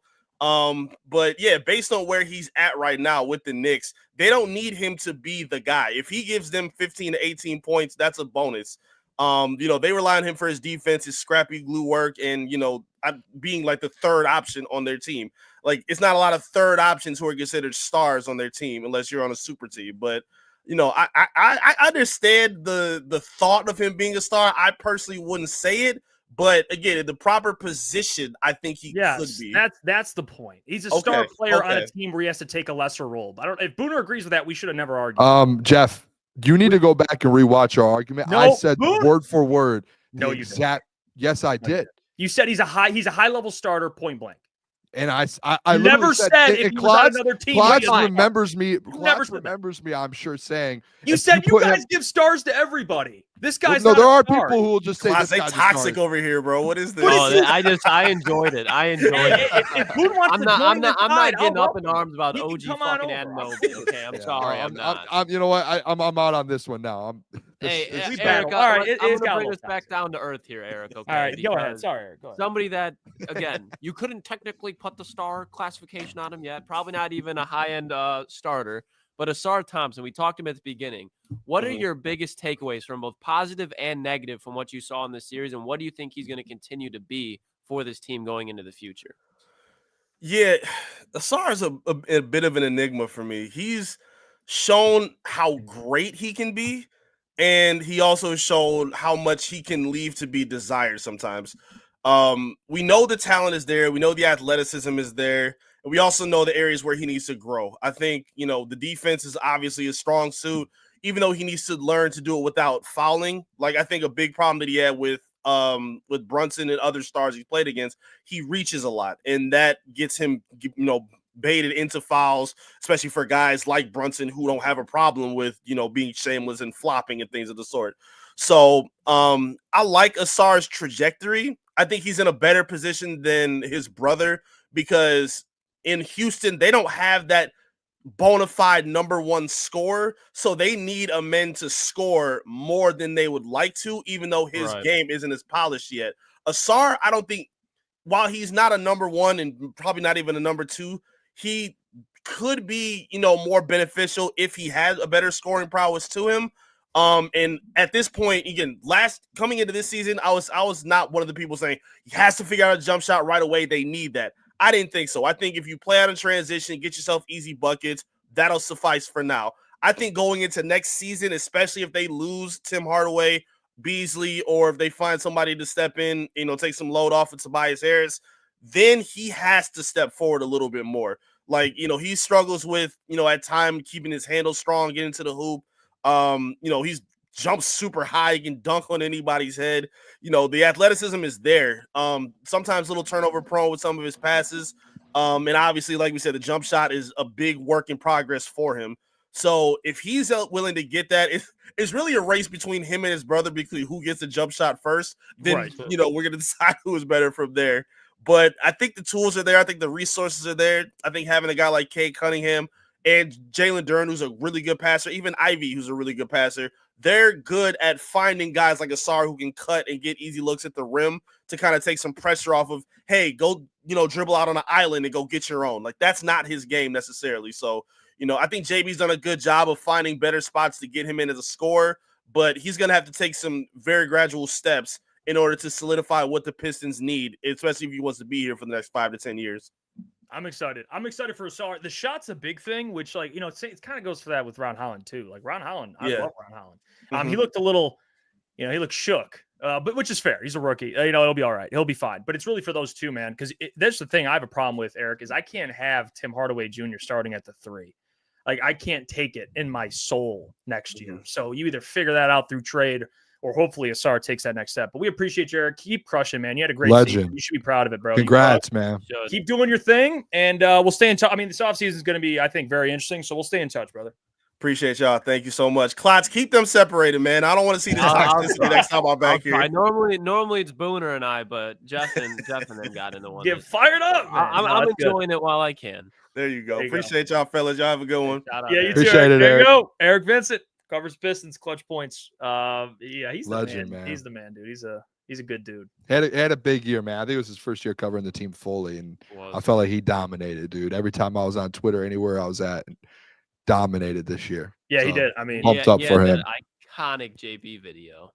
Yeah, he had a couple things this year that just blew up, and I think he for first year out there doing that full time, like, dude, he killed it. He had was this his video where JB was pounding the table? And like walked off. Yeah. Yeah, JB. I love JB. Video. I love JB. He's got a. That's what I wanted to ask Eric. I was going to ask him, like, sometimes he would. I know Eric would say, yeah. He'd be like, you got to chill, like just a little bit.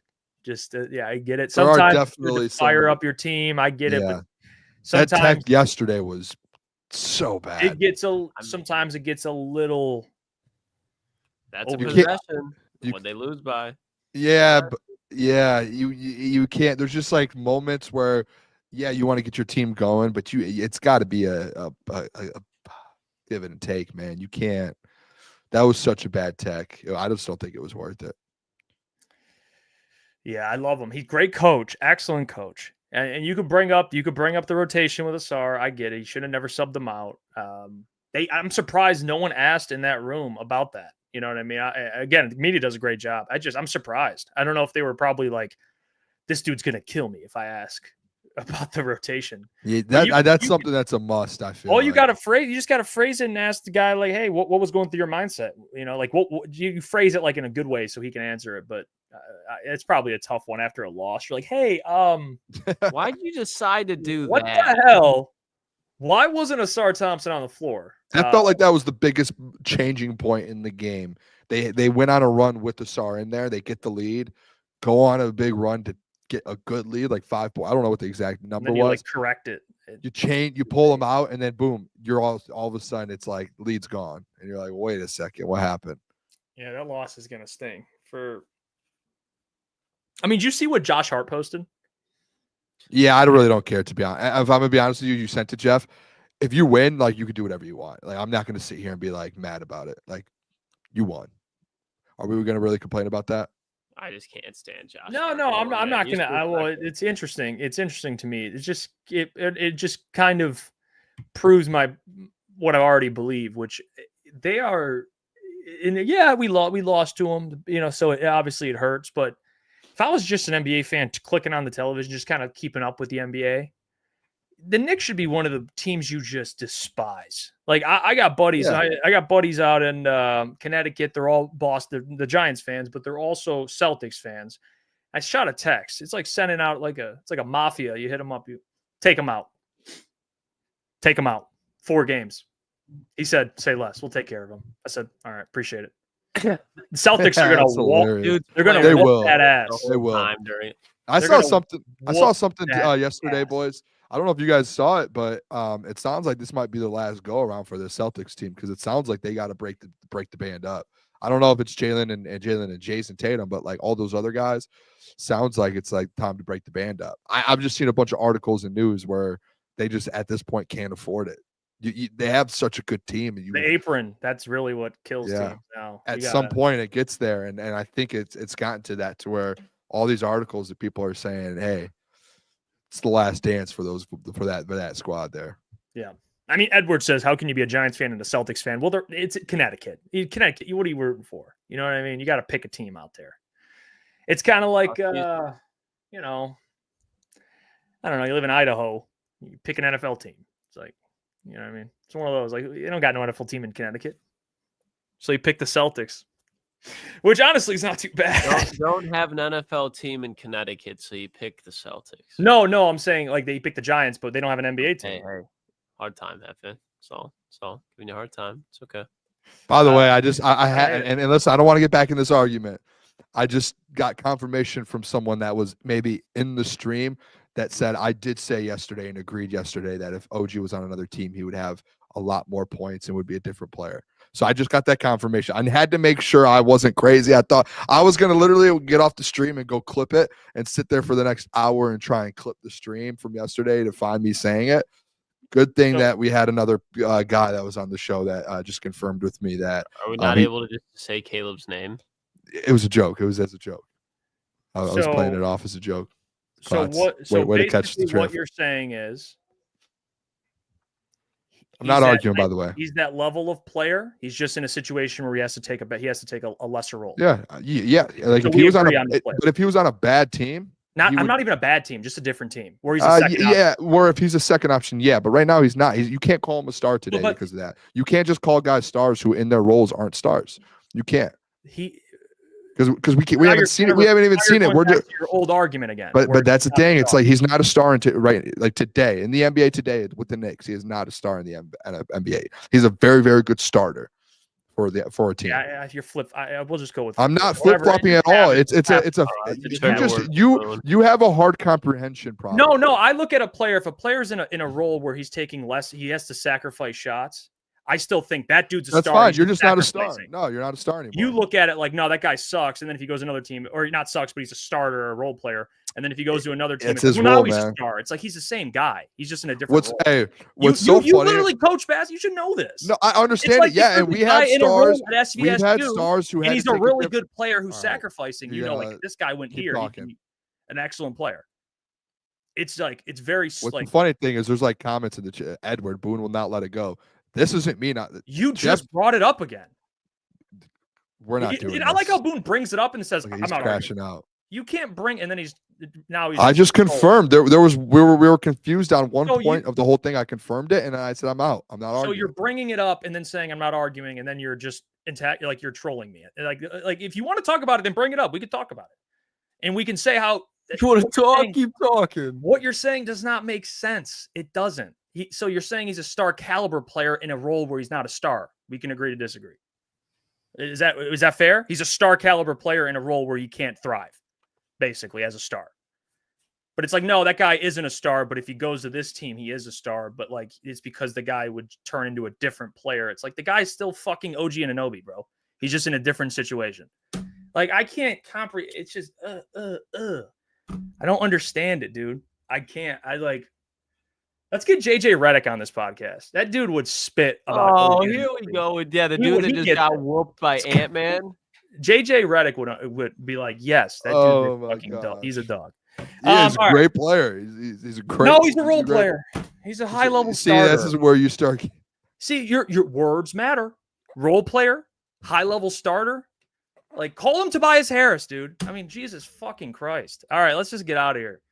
This guy can't make a point. I'm dying right now. Jeff is crashing. I can't deal with you got to make an argument, bro. You can't just talk dude. I have stated my point. You just Caleb understands what I'm saying. Klotz does. Eric was like, yeah, I kind of see what Booner's saying. You are the only one who just cannot comprehend anything because it doesn't make sense. It doesn't. No, I mean, yeah, you're the only one that. So OG Anunoby would hop on PEDs on another team? It'd still be OG Anunoby, bro. It's the same guy. It's like, what are we doing here? It's like, I don't get it. I still don't Still understand. be OG. Heaven knows. I know. Would he hop on PEDs? Like, what would happen? How does he turn into a star from team A to team B? I don't understand. It's still OG. I don't get it. Let's end the show here. We'll get out of here. Oh man. Yeah, you know what? Great That show. was- Appreciate Mason. Appreciate Eric, man. Those Might are have two- been an all-time Jeff Iafrate crash out, and I enjoyed that. Yeah, it's just, I mean, this guy. I'm not going to argue, but let me add this in, and then we'll I- end it. Shut I your didn't- ass up. We're I gonna didn't keep argue. going. Did I argue? I did not argue. I just said You brought it up and then said we're done. No. You're not calling the shots on this one, dude. You're like, we're gonna argue because you brought it up again. We're gonna talk about it, but I'm gonna make a point at the end. Stupid. Let's get out of here. All right, love you guys. it's all right, bud. There he goes, just trolling. He's just a troller. This guy. We'll get out of here. Appreciate you all. Appreciate Eric. Appreciate Mason. There it is. That's a very good player. Very good player. Good. Yeah, exactly. He's a very good player. He's a star. Like, If he was notice on how the you didn't Pistons say, right "Look now- at that if he was star on the player." Pistons right now, You just he said would've that's a very good player. That's what stars are. They're very good players.